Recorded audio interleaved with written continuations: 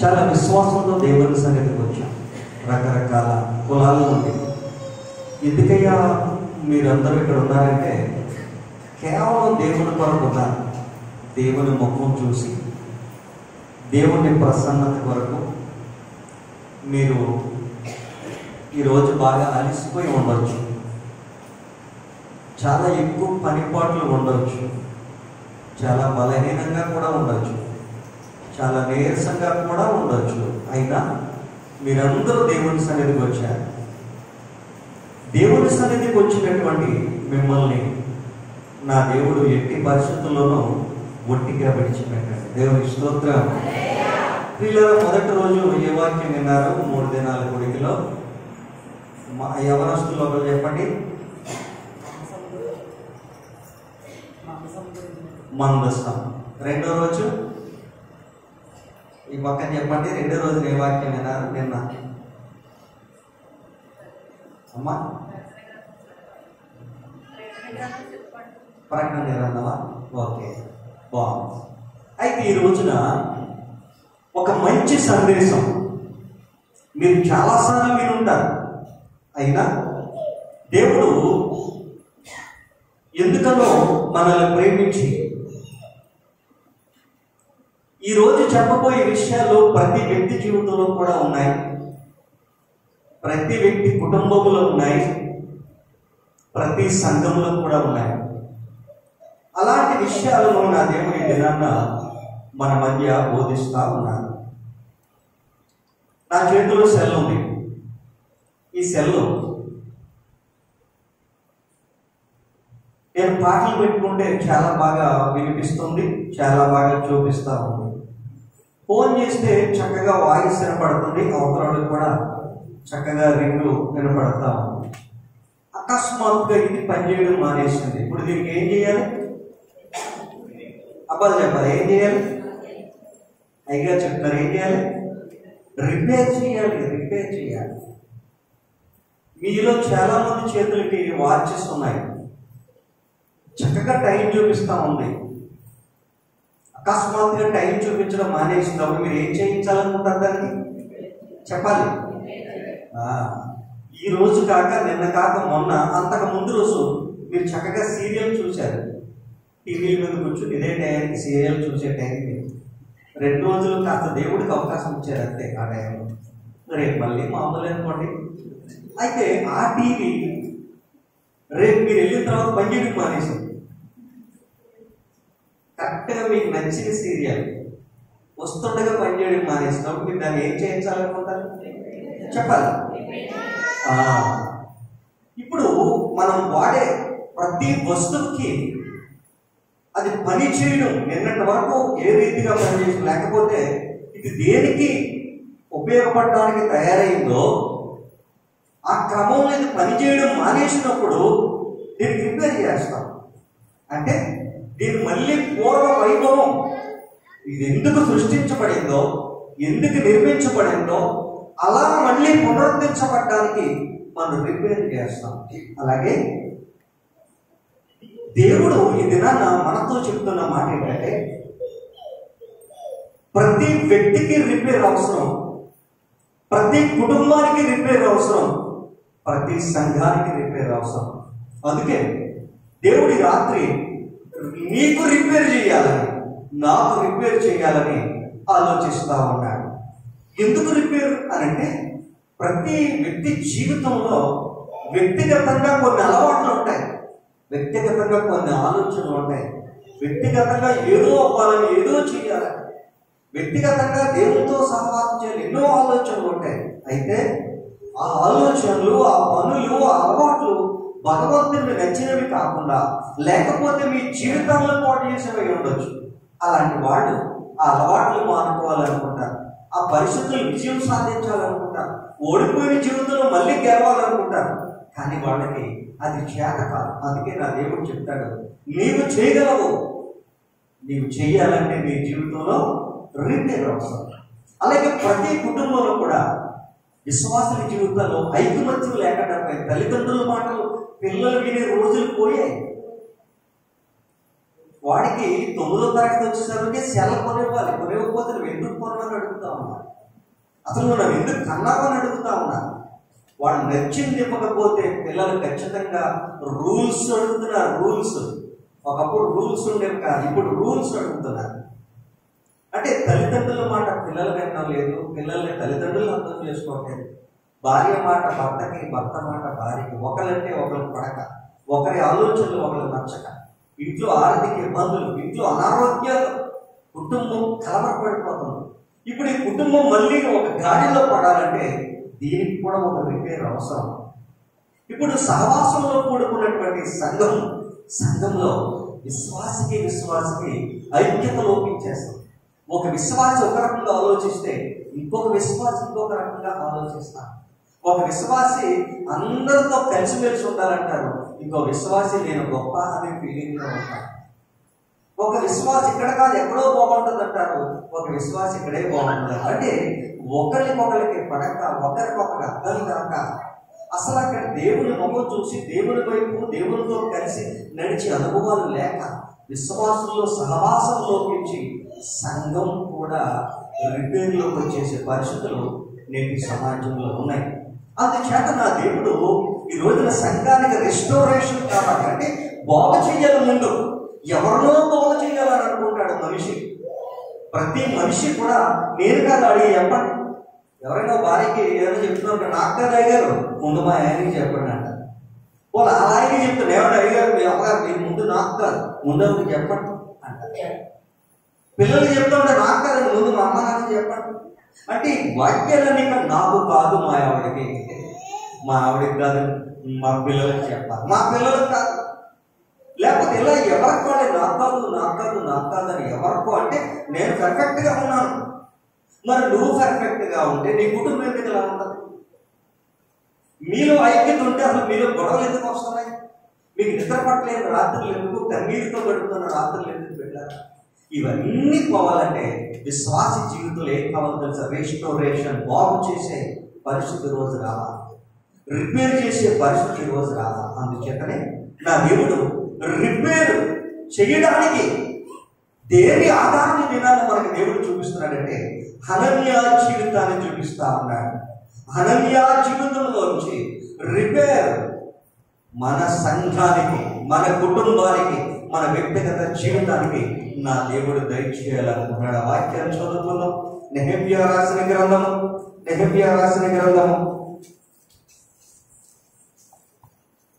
2వ అధ్యాయము 20వ వచనము. నెహెమ్యా రాసిన గ్రంథము. ఆకాశమందు నివాసి అయిన దేవుడు తానే మా యత్నమును సఫలము చేయును గనుక ఆయన దాసులమైన మేము కట్టుటకు పూలు కొనుచున్నాము. దేవుని స్తోత్రం చెప్పండి. ఒక భక్తుడు, ఆ భక్తుడి పేరు నెహెమ్యా. ఈ బైబిల్ స్టోరీ అంతా కూడా మీరు చాలా సందర్భాల్లో వినుంటారు. అయితే దేవుని బిడ్డలారా, ఈ వాక్యంలోని పరిపూర్ణంగా మనం వెళ్ళేదానికంటే ముందు చిన్ని ప్రార్థన. ప్రభువా నాతో మాట్లాడండి, నన్ను దర్శించండి, నాలోకి జీవాన్ని వెల్లించండి ప్రార్థన చేద్దాం. మహిమల దేవాది పరిశుద్ధ నామానికి వందనాలు. జీవము కలిగిన నీ సంఘములోనికి ఈ దీనుడిని తీసుకుని వచ్చా నాయనా. ఈ దీనుడిని మరుగు చేసి నాలో దైవ శక్తిని, దైవాత్మను, దైవ వాక్యమును, దైవ జ్ఞానమును, దైవ వరమును సమృద్ధిగా కుమ్మరించి ఈ క్షణముందు నీ బిడ్డల మధ్య వాడుకోమని వేడుకుంటున్నాను. వాక్యం ప్రకటించబడుతుండగానే నీ బిడ్డల హృదయాలు దెబ్బతిల్లును గాక, వారి పట్టిన అంధకార శక్తులు వెళ్ళిపోవను గాక, వారిలో ఉన్న ప్రతి చీకటి కాలిపోవను గాక, వారికి స్వస్థత వచ్చును గాక, సమాధానం కలుగును గాక. వాక్యం వెల్లడి తోడగానే ప్రభువా ఈ సంఘము నూతనపరచబడును గాక. ఇప్పుడే నీ కార్యాలను ప్రారంభించమని నజరేయుడైన యేసుక్రీస్తు నామములో నీ వాక్కు ప్రకటించుకొనుచున్నాము పరమ తండ్రి. ఆమేన్, ఆమేన్, ఆమేన్. ప్రియులారా, ఈ వాక్యంలో చెప్పేదానికంటే ముందు ఇక్కడ ఉన్నటువంటి పిల్లలందరూ కాస్త ముందుకు వస్తే బాగుంటుంది. మీరందరూ కూడా ఇలా ముందుకు రావాలి. మీరే పిల్లలు రండి, సరదాగా రండి, కాసేపు రండి. మీరందరూ రండి, వచ్చేయండి. మీరందరూ వచ్చేయండి, ఆయా వస్తువులు కూడా వచ్చేయండి. మీరు వచ్చేయండి, మగ పిల్లలందరూ వచ్చేయండి. వచ్చేయండి. నిలబడి మీ చుట్టూ ఒకరి చేపలు వచ్చి పట్టుకుంటారు. అక్కడ నిలబడి ఇంకో నెల పుట్టోడు అందరి మధ్యలో నిలబడి మీరు ఎంత అలా చిన్న అరే బాబు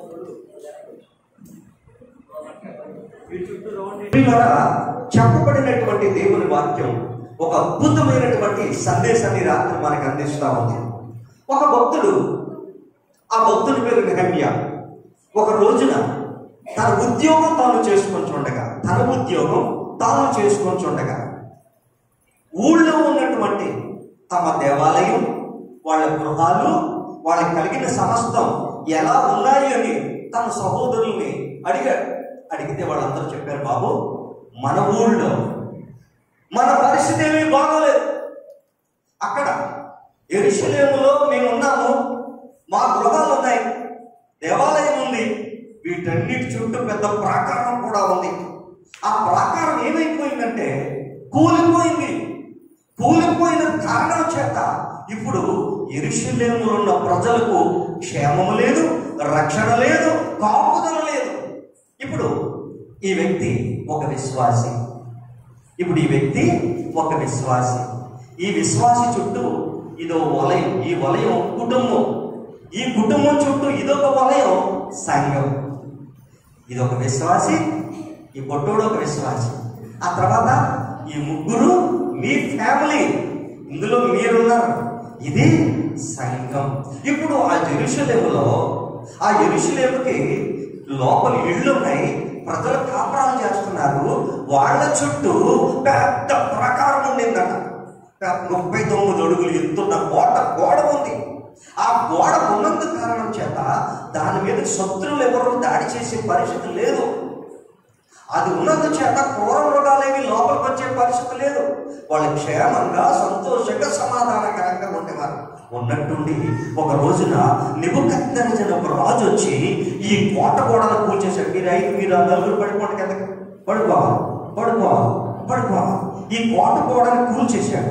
ఈ కోట గోడను ఎప్పుడైతే కూల్చేశాడో ఇప్పుడు గుంట నక్కల లోపలికి రావడం మొదలెట్టి వీళ్ళ మీద దాడి చేయడం మొదలెట్టి ఇప్పుడు శత్రువులు కూడా లోపలికి రావడం మొదలెట్టారు. ఇప్పుడు ఇందులో ఉన్నాయి ఈ కుటుంబాలకి ఏం లేదు, రక్షణ లేకుండా పోయింది, భయంతో బతుకుతున్నారు, సమాధానం లేకుండా పోయింది. అయితే ఈ గుంట నక్క లోపలికి రావడానికి గల కారణం ఏంటంటే ఈ ప్రాకారం కూల్చేయడం కారణము. ఇప్పుడు ఈ ప్రాకారం కనుక నిలబడండి, ఈ ప్రాకారం కనుక మీరు మళ్ళీ చేయి పట్టుకోండి.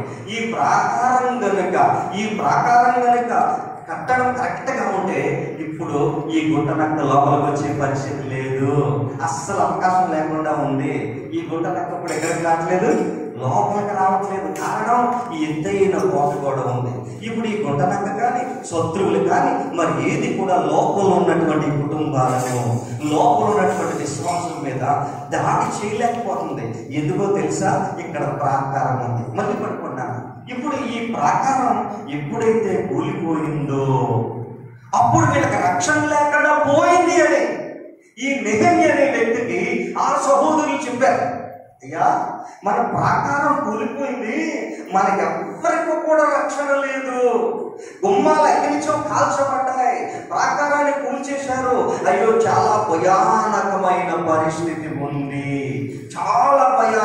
పరిస్థితి ఉంది, ఇశ్రాయేలు పరిస్థితి ఏమీ బాగోలేదు, యెరూషలేములో కాపురమున్న వారి పరిస్థితులు ఏమీ బాగోలేదు అని ఒక మాట ఈ నెహెమ్యా అనే ఒక వ్యక్తి విన్నాడు. దేవుని స్తోత్రం చెప్పండి. ఈ నెహెమ్యా అనే ఒక వ్యక్తి ఎప్పుడైతే విన్నాడో నెహెమ్యా ఆలోచిస్తా ఉన్నాడు, నేను పేదవాడిని కదా, నేను చెల్లోద్యోగం చేసుకుంటాను కదా, ఈ చెల్లోద్యోగం చేసుకుని నాకెందుకు, ఈ బాగు చేసే పని నాకెందుకు, ఈ రిపేర్ చేసే పని నాకెందుకు, అయ్యో చెచ్చు అమ్మమ్మ అలా అయిపోయిందా, పోలే దేవుడే చూసుకుంటాడు అని అనుకోకుండా ఇప్పుడు నేను ఆలోచించడం మొదలెట్టాను. ఎవడో వస్తాడు ఏదో చేస్తాడనే దానికంటే నేనే పూనుకుంటే, దేవుని స్తోత్రం చెప్పండి, నేనే ఈ ప్రాకారాన్ని కట్టించగలిగితే మళ్ళీ యెరూషలేము క్షేమంలోకి వస్తుంది, యెరూషలేము కాపాడబడతా ఉంటది అని ఈ నెహెమ్యా అనే ఒక సాధారణ విశ్వాసి, అంటే మీలో మనలో ఒకడు లాంటి వాడు అతను గొప్ప రాజు కాదు, ఒక రాజుగారింట్లో పని మనిషి, అతను ఒక రాజుగారింట్లో పని మనిషి, అతను ఎంతో గొప్పవాడేవి కాదు. రాజుగారి ఇంట్లో రాజుగారి గిన్నె నుంచి ఒక సాధారణ పని మనిషి పెట్టారు. అలాంటి వాడు గొప్ప దైవభక్తుడు, గొప్ప దైవభక్తుడు, దేవుని యందు భయభక్తులు కలిగిన వాడు. నా దేవుని పట్టణము కూలిపోతుంటే అయ్యో నేను ఎలా పడుకోగలను, అయ్యో నేను ఎలా చూస్తూ ఉండగలను, ఏమైనా కూడా నా దేవుని పట్టణము చుట్టూ ఉన్న ప్రాకారపు గోడలు నేను మళ్ళీ కట్టించాలి, గుమ్మాలను మళ్ళీ కట్టించాలి, దేవాలయం కూలిపోయింది దాన్ని మళ్ళీ పునరుద్ధరించాలి, అందులో ఆరాధనలు సజావుగా సాగేటట్లుగా, దైవారాధన పరిపూర్ణంగా సాగేటట్లుగా, అక్కడ మళ్ళీ ఇజ్రాయేల్ ఎంతో సంతోషంతో దేవుని ఆరాధించుకునేటట్లుగా నేను చెయ్యాలని ఆయన పూనుకుని ఆ రోజున ఆయన వచ్చి ఈ ప్రాకారాలు నిలబెట్టాలనుకున్నాడు. దేవునికి స్తోత్రం చెప్పండి. ఆయన ఎప్పుడైతే ప్రాకారాలు నిలబెట్టాలి అని అనుకున్నాడో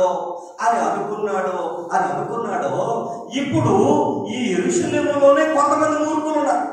ఈ ప్రజలందరితో చెప్తున్నాడు, అయ్యా మన ప్రాకారాలు ఎలా ఉంటే మన క్షేమం కాదు, ఈ గోడలు ఎలా ఉంటే మన క్షేమం కాదు, మనం మళ్ళీ ఐక్యమత్యము కలిగి మళ్ళీ కట్టుకోవాలి, మళ్ళీ పునరుద్ధరించుకోవాలి, మనందరం చెయ్యి కలపాలంటే అందులో కొంతమంది ఉన్నారు. అందులో టోబియా అనేవాడు ఉన్నాడు. పేరు చెప్పండి, ఏ పేరు చెప్పాలి? ఇంకొకటి పేరు సన్బల్లట్టు. ఏ అట్టు?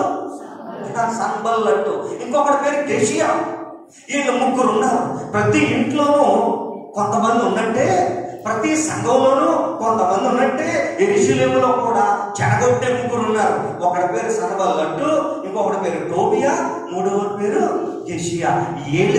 ముగ్గురు అంటారు, ఆ యెరూషలేమును ఎవడో బాగు చేయాలని చూస్తున్నాడు, మనం ఉండగా అది బాగుపడడానికి వీల్లేదు, అందులో ఉన్నవాడు ఎవడో సుఖంగా ఉండడానికి వీల్లేదు, అందులో ఉన్నవాడు బాగుండా ఏడుతూ ఉండాలంటే దాన్ని ఎవడో బాగు చేయకుండా చూడాలి. అసలు కలపాలి, ఐక్యపరచాలి, సమాధానపరచాలి, తిరిగి కట్టాలని ఎవడు అనుకున్నాడో ఆయన లేపేద్దామంటారు అంతే. ఎవరు అనుకున్నారో పక్కకు తప్పించేద్దామని అనుకుంటారు అంతే. ఏమైనా దాని క్షేమాన్ని చూసి వారలేని వాళ్ళు కూడా కొందరున్నారు. ఈ భక్తుడైనటువంటి ఈ నెహెమ్యా ఆ ప్రాంతానికి వచ్చాడు. వచ్చి వీళ్ళందరినీ ఐక్యపరిచి, బాబు దీన్ని కడదామంటే ఒక ముగ్గురు వచ్చారు. ఆడపిల్లలు రండి అమ్మా, ఆడపిల్లలు రండి, పోలీసు ఇంకోటి వదిలేండి, అక్కడే ఉండండి, మీరు కూడా వెళ్ళిపోండి. చాలా కష్టపడ్డారు, దేవుడు మీ అందరినీ ఆశీర్వదించును గాక. ఇప్పుడు మీకు అర్థమైన స్ట్రక్చరు, మధ్యలో విశ్వాసి, చుట్టూ కుటుంబం, చుట్టూ సంఘం. ఇది గుర్తుపెట్టుకోండి మీరు ఆడవాళ్ళు. అయితే దేవుని బిడ్డలారా, మీకు బాగా అర్థం కావాలని ఈ మాటలో చెప్పాల్సి వచ్చింది. అయితే దేవుని బిడ్డలారా, ఒక్క మాట ఆలోచించండి. ఈరోజు నెహెమ్యా అనే ఒక సాధారణ విశ్వాసి, ఒక సాధారణ పౌరుడు, ఒక సాధారణ ఉద్యోగి తాను వెళ్ళే దేవాలయం లేదా తన దేవుని ఆలయం, తన ప్రజల కుటుంబాలు, తన ప్రజలు ఏడుస్తూ ఉన్నారు, బాధల్లో ఉన్నారు, కష్టాల్లో ఉన్నారు, కుటుంబాలు కష్టాల్లో ఉన్నాయి, ప్రజల పరిస్థితి బాగోలేదు, ప్రాకారం కూలిపోయింది, గుమ్మాలు కాలిపోయి పరిస్థితి మాత్రం క్షేమకరంగా ఆలోచిస్తా ఉన్నారు. నేను పూనుకోకపోతే ఎవరు పూనుకున్నాను అని తానే అందరినీ కలుపుకొని అందరితో కలిసి, అయ్యా మనం తిరిగి కట్టుకుందాం, ఇక్కడ ప్రజలు క్షేమంగా ఉండాలి అంటే ప్రాకారం కట్టబడాలి. ప్రాకారం కట్టబడిన తర్వాత దైవారాధన ఎంతో సంతోషంగా జరుగుతుంది. దేవుని స్తోత్రం చెప్పండి. మనం ఎంతో సంతోషంగా దైవారాధన జరుపుకోవాలి. కాబట్టి మనందరము యెరూషలేము ప్రాకారాన్ని కడదాం అదొక ఆలోచన వచ్చింది. ఇప్పుడు చూడండి, ఇందాక మధ్యలో ఒక అబ్బాయి నిలబెట్టాను. ఆ అబ్బాయి నువ్వైతే, ఇక్కడ ఉన్న నువ్వు అందరూ నువ్వైతే, ఆ అబ్బాయి చుట్టూ ఒక కుటుంబం వాళ్ళే ఉంది, ఆ కుటుంబం చుట్టూ సంఘం ఉంది. దేవుని బిడ్డ, ఇప్పుడు ఒక వ్యక్తి కనుక నేను ఎందుకు ఇలాగైపోతున్నాను, ఇన్ని సంవత్సరాలు దేవుని మందిరానికి వచ్చి నా పద్ధతి నేను మార్చుకోలేకపోతున్నాను, నా అలవాట్లు నేను మార్చుకోలేకపోతున్నాను, నా అవిశ్వాసం నేను వెళ్ళగొట్టుకోలేకపోతున్నాను, నా అపనమ్మిక నేను వెళ్ళగొట్టుకోలేకపోతున్నాను. ఈరోజు కూడా చాలా మంది మీలో ఎలా వచ్చి ఉంటారంటే, రాకపోతే బాగోదు అనే మనసుతో వచ్చిన వాళ్ళు కొందరున్నారు. అందరూ వెళ్తారు, నేను వెళ్ళకపోతే పాస్టర్ గారు ఫోన్ చేస్తారు అని అనుకుని వచ్చిన వాళ్ళు కొందరు ఉంటారు. కొత్త వచ్చిన వాళ్ళు కొంతమంది, నీరసంతో వచ్చిన వాళ్ళు కొంతమంది ఉంటారు, ఇష్టపూర్వకం వచ్చిన వాళ్ళు ఎందరో ఉన్నారు. కరెక్టే దేవుని బిడ్డ. అయితే నువ్వు ఆలోచించాలి, నాకెందుకు ఈ విశ్వాసం, నాకెందుకు ఈ అపనమ్మకం, నాకెందుకు నేను వెనకబడిపోతున్నాను, వ్యక్తిగతంగా ఏ విషయంలో నేను చేయలేని జీవితాన్ని పొందుతున్నాను. వ్యక్తిగతంగా ఏ విషయంలోనూ కూడా నా జీవితంలో నాకు సుఖం లేదు, సంతోషం లేదు, సమాధానం లేదు అని నువ్వు అనుకుంటే, రెండవది కుటుంబ పరంగా ఆలోచించు. ఎందుకు నా కుటుంబంలో ఈ పేదరికం? ఎందుకు నా కుటుంబంలో ఒకరంటే ఒకరు పడట్లేదు? ఎందుకు నా కుటుంబంలో ఈ శాపాలు రాజ్యం వెళ్తున్నాయి? ఎందుకు మా కుటుంబంలో ఈ భయంకరమైన ఈ చెడలవాటుల రాజ్యం వెళ్తాం? ఎందుకు మా కుటుంబం ఇలా వెనకబడిపోతుంది అని కుటుంబ పరంగా నువ్వు ఆలోచిస్తే, మూడోది సంఘ పరంగా. ఎందుకు నా సంఘంలో కొంతమంది బయటికి వెళ్ళిపోతున్నారు? ఎందుకు మా సంఘంలో కొంతమంది బలహీనలైపోతున్నారు, కొంతమంది అవిశ్వాసులైపోతున్నారు? నేనేం చేయాలి? మొదట నన్ను నేను సంస్కరించుకోవాలి, రెండోది నా కుటుంబాన్ని సంస్కరించాలి, మూడోది నా సంఘాన్ని కూడా సంస్కరించాలి. దేవుని స్తోత్రం చెప్పండి. ఈరోజు ప్రతి విశ్వాసి ఒక నెహెమ్యా అయిపోవాలి.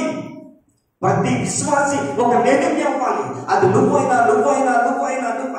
మన పరిస్థితులు బాగోలేనప్పుడు, మనం ఎంతకాలం ఆ పేదరికంలోనే, ఎంతకాలం ఆ దరిద్రంలోనే, ఎంతకాలం ఆ పాపంలోనే, ఎంతకాలం ఆ శాపాల్లోనే కొట్టుబిట్టాడతాం? ఒకసారి ఆలోచించండి దేవుని బిడ్డ. నెహెమ్యా పూనుకున్నాడు. నెహెమ్యా పూనుకున్నట్టుగానే ఈ సంవత్సరం నువ్వు నేను పూనుకోకపోతే మన జీవితాలు ఒక ఒడ్డుకు చేరవు. శాపంలోనే కన్ను మోస్తాం, పాపంలోనే కన్ను మోస్తాం, దరిద్రంలోనే కన్ను మోస్తాం, ఐక్యత లేని పరిస్థితుల్లోనే మన జీవితాలు అంతర్ధానం అయిపోతాయి. పిల్లలు 13 సంవత్సరాల నుంచి నేను పరిచర్య ప్రారంభించి 2012 సంవత్సరం అక్టోబర్ 12వ తారీఖున పరిచర్య ప్రారంభించాను. ప్రారంభించిన రోజు నుంచి కొంతమంది యవనస్తులకి సువార్త ప్రకటిస్తూనే ఉన్నాను. ఎప్పుడు కూడా విసిపోలేదు. భయంకరమైన తాగుబోతులు వాడు, కుర్రవాళ్ళు, పెళ్లిళ్ళు అవ్వలేని వాళ్ళు, యవనస్తులు, భయంకరమైన స్మోకింగ్, డ్రింకింగ్, భయంకరమైన వ్యభిచారులు. వాళ్ళని పట్టుకుని ప్రతి నెల, ప్రతి వారం కనిపించినప్పుడల్లా వాళ్ళ మీటింగ్కి రాదని తెలుసు, ప్రార్థనకి రాదని తెలుసు, అయినా తలుపులు పెడుతూ, అరే బాబు యేసు ప్రభువుని నమ్ముకుంటారా, మందిరానికి రండి, మీ జీవితాలు బాగుపడతాయి, మీ చెడలవాట్లలోంచి మీరు బయటపడతారు, రక్షించబడడానికి మీరు ఆశపడండి అని 13 సంవత్సరాలుగా నేను ప్రకటిస్తూ ఉంటే, ఈ సంవత్సరం నాకు ఒక తీర్మానం వచ్చేసింది. ఎన్ని సంవత్సరాలు ఇంకా ఈ సంవత్సరం ఏమైనా వాళ్ళు రక్షించబడాలి, ఏమైనా సంఘం ఇంకా కట్టబడాలని వాళ్ళ కోసం ఇంకా బలంగా ప్రార్థన చేస్తే, ఇంకా బలమైన స్వార్థ చేస్తే, ఈ సంవత్సరం తాగుబోతు కుటుంబాలు 5 కుటుంబాలు మొన్న ఉపవాస ప్రార్థనలో సంఘంలో చేర్చబడ్డాయి. దేవుని స్తోత్రం చెప్పండి. 13 సంవత్సరాలకు ముందు వాళ్ళు ఏ భయంకరం చెడవాట్లు ఉన్నారో ఈ రోజున అన్ని మార్పులు దేవుని సన్నిధిలోకి వచ్చారు. అప్పులు ఉన్న కుటుంబాలు అనేక మంది ఎందుకు దేవుని మందిరంలో చేర్చబడుతున్నారు అంటే, దేవుని మందిరంలో ఉన్న సమాధానం. ఇవాళ అలాంటి పరిస్థితి చాలా మంది కుటుంబాల్లో ఉంది. అయ్యారు కష్టపడి వస్తానండి, ఎన్ని పాటలు పాడినానండి, నేను ఎన్ని వాక్యాలు చదివేసినానండి, ఎంత ఆరాధన చేసినా నాకు 90 అయిపోతే నిద్ర పట్టదన్న మగవాడు ఉన్నాడు. పాపం అలసిపోయి ఉంటారు, పాపం 90 అయిపోతే పని అవుతాడు. మరి 20 నువ్వు దేవుని బిడ్డవి, దేవుని కొరకు బతుకుతున్నవాడు ఏంటి అంటే, అయ్యో నేను మానలేకపోతున్నా. నేను అర్థం చేసుకున్నాను, నిజమే, అతను మానలేనంత బానిసత్వంలోకి వెళ్ళిపోయాడు. ఆ ప్రాకారం కూలిపోయింది. ఇప్పుడు ఆ ప్రాకారం తిరిగి కట్టబడాలి. ఆ కుటుంబంలో అప్పులు ఎంత కష్టపడ్డా, ఎంత ప్రయత్నించిన సుఖం లేని జీవితాలు, ఎంత ప్రయత్నించిన ఆరోగ్యం లేని జీవితాలు.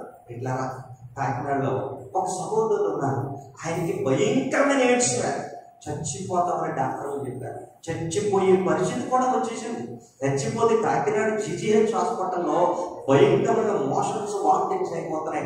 చావు గోతులోకి వెళ్ళిపోయాడు. ఇక అనవసరం, ఆయన బతకడం అనవసరం, చచ్చిపోతాడని డాక్టర్లు చెప్పారు.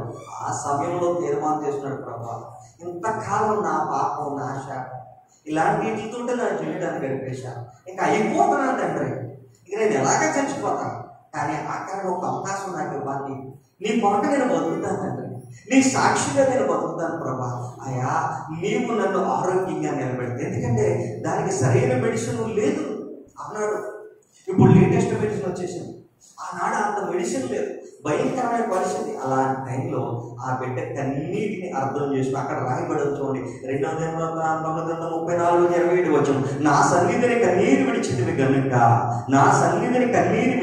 గనుక, కన్నీరు విడిచితివి గనుక నీ మనవి నేను ఆలకించానన్న భగవంతుడు వాక్కు అతని వినబడి ఈ రోజు సజీవ సాక్షిగా ఆరోగ్యంతో ఉన్నాడు. దేవుడికి స్తోత్రం చెప్పండి. దేవుడు తలుచుకుంటే ఏదైనా చేయగలడు. అయితే విశ్వాసంలో అవిశ్వాసం పెరిగిపోయింది, అపనమ్మకం పెరిగిపోయింది. వీళ్ళ అపనమ్మకం ఎక్కువైపోయింది, అవిశ్వాసం ఎక్కువైపోయింది. వాక్యానికి లోబడే మనస్తత్వం లేదు, విధేయత చూపించే మనస్తత్వం లేదు, శాపాలు ఎక్కువైపోతున్నాయి, ఐక్యత లోపించేసింది. ఇలాంటి సమయంలోనే నెహెమ్యా అంటున్నాడు, ప్రభువా చదవండి ఆ మాట. నేను చెప్పే దానికంటే నేను చదివితే చాలా అక్కడ కాదు. 1వ అధ్యాయం 6వ వచనం. నీ చెవియొగ్గి నీ నేత్రములు తెరిచి నీ సన్నిధిని దివారాత్రము నీ దాసులైన ఇశ్రాయేలీయుల పక్షముగా నేను చేయు ప్రార్థన అంగీకరించుము. నీకు విరోధముగా, ఎవరికి విరోధముగా? భగవంతునికి విరోధముగా. నీకు విరోధముగా, ఎవరికి? భగవంతునికి విరోధముగా పాపము చేసిన ఇశ్రాయేలీయుల కుమారుల దోషమును నేను కొన్నాను.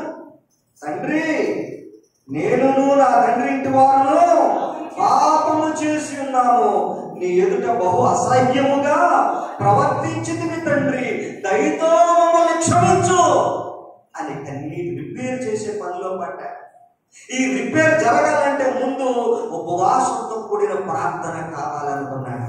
ఉపసించి సహవాసం, దేవుడితో సహవాసం చేస్తూ, ప్రభువా నేనును నా ఇంటి వారు పాపాత్ములమే, నీకు వ్యతిరేకంగా ఎన్నో అసహ్యకారాలు జరిగించాం, అందుకే మా ప్రాకారం కూలిపోయింది, ఎవ్వరు సుఖంగా లేరు ప్రభా, ఎవరికి నెమ్మది లేదు ప్రభా, అందరూ దోసులుగా బతుకుతున్నారు, అందరూ బానిసలుగా బతుకుతున్నారు తండ్రి. ఇప్పుడు మా పట్టణం తిరిగి కట్టబడాలి, మా ప్రాకారాలు తిరిగి కట్టబడాలి, మా గుమ్మాలు తిరిగి కట్టబడాలి, మా మందిరం యథావిధిగా ఆరాధన ఎంతో ఘనంగా జరిగి నీ నామానికి మహిమ రావాలి, ఇశ్రాయేలు మళ్ళీ పూర్వ వైభవంలోకి రావాలనుకున్నాడు. దేవుడికి స్తోత్రం చెప్పండి. నా దేవుడు ఏదైనా చేయగలిగిన సమర్థుడు. ఇక్కడ ఉన్న చిన్న పిల్లల మొదలుకొని, యవనుల మొదలుకొని, పెద్దల మొదలుకొని, వృద్ధుల వరకు ఒక్కసారి ఆలోచించు. నీ బిడ్డలు నీ కళ్ళ ముందే ఉసురుమని ఏడుస్తున్నారంటే, నీ బిడ్డలు నీ కళ్ళ ముందే అల్లాడిపోతున్నారంటే కారణం నీవేనేమో, లేక కారణం వాళ్ళేనేమో, నీ దేవునికి వ్యతిరేకంగా ఉన్నారేమో. ఈ రాత్రి నా దేవుడు నీ వ్యక్తిగత జీవితంలో రిపేర్ జరగాలని ఆలోచిస్తాను. ఆ కూలిపోయిన, ఆ పడిపోయిన, ఎక్కడెక్కడ కూలిపోయింది, ఎక్కడెక్కడ కూలిపోయిందో అక్కడెక్కడ మళ్ళీ బాగు చేయడం మొదలెట్టారు. ఎక్కడెక్కడ గుమ్మాలు కూలిపోయాయో అక్కడక్కడ తిరిగి మళ్ళీ పెట్టడం మొదలెట్టారు. ఎక్కడెక్కడ ముక్కలు ఇరిగిపోయాయో అక్కడన్నీ మళ్ళీ అతికించడం మొదలు పెట్టారు. మళ్ళీ పూర్వపు రీతిలో ఆ చుట్టూ ప్రాకారాన్ని తిరిగి కట్టుకున్నారు. మరి ఈరోజు దేవుని బిడ్డగా దేవుని మందిరానికి వస్తున్న నిన్ను నా దేవుడు ఏం కోరుకుంటున్నాడు తెలుసా? నీవు క్షేమాభివృద్ధిలో ఉండాలి, నీవు సంతోషంలో ఉండాలి, నీవు సమాధానంగా ఉండాలి.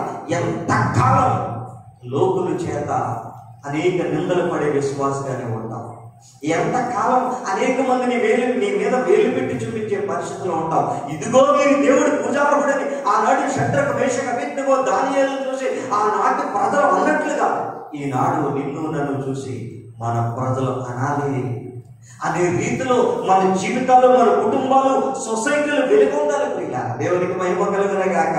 దేవుని స్తోత్రం. దేవుడు ఏమైనా సమర్థుడు. ప్రియులా, దేవుడు ఏమైనా చేయడానికి సమర్థుడు, ఎంతైనా చేయడానికి సమర్థుడు.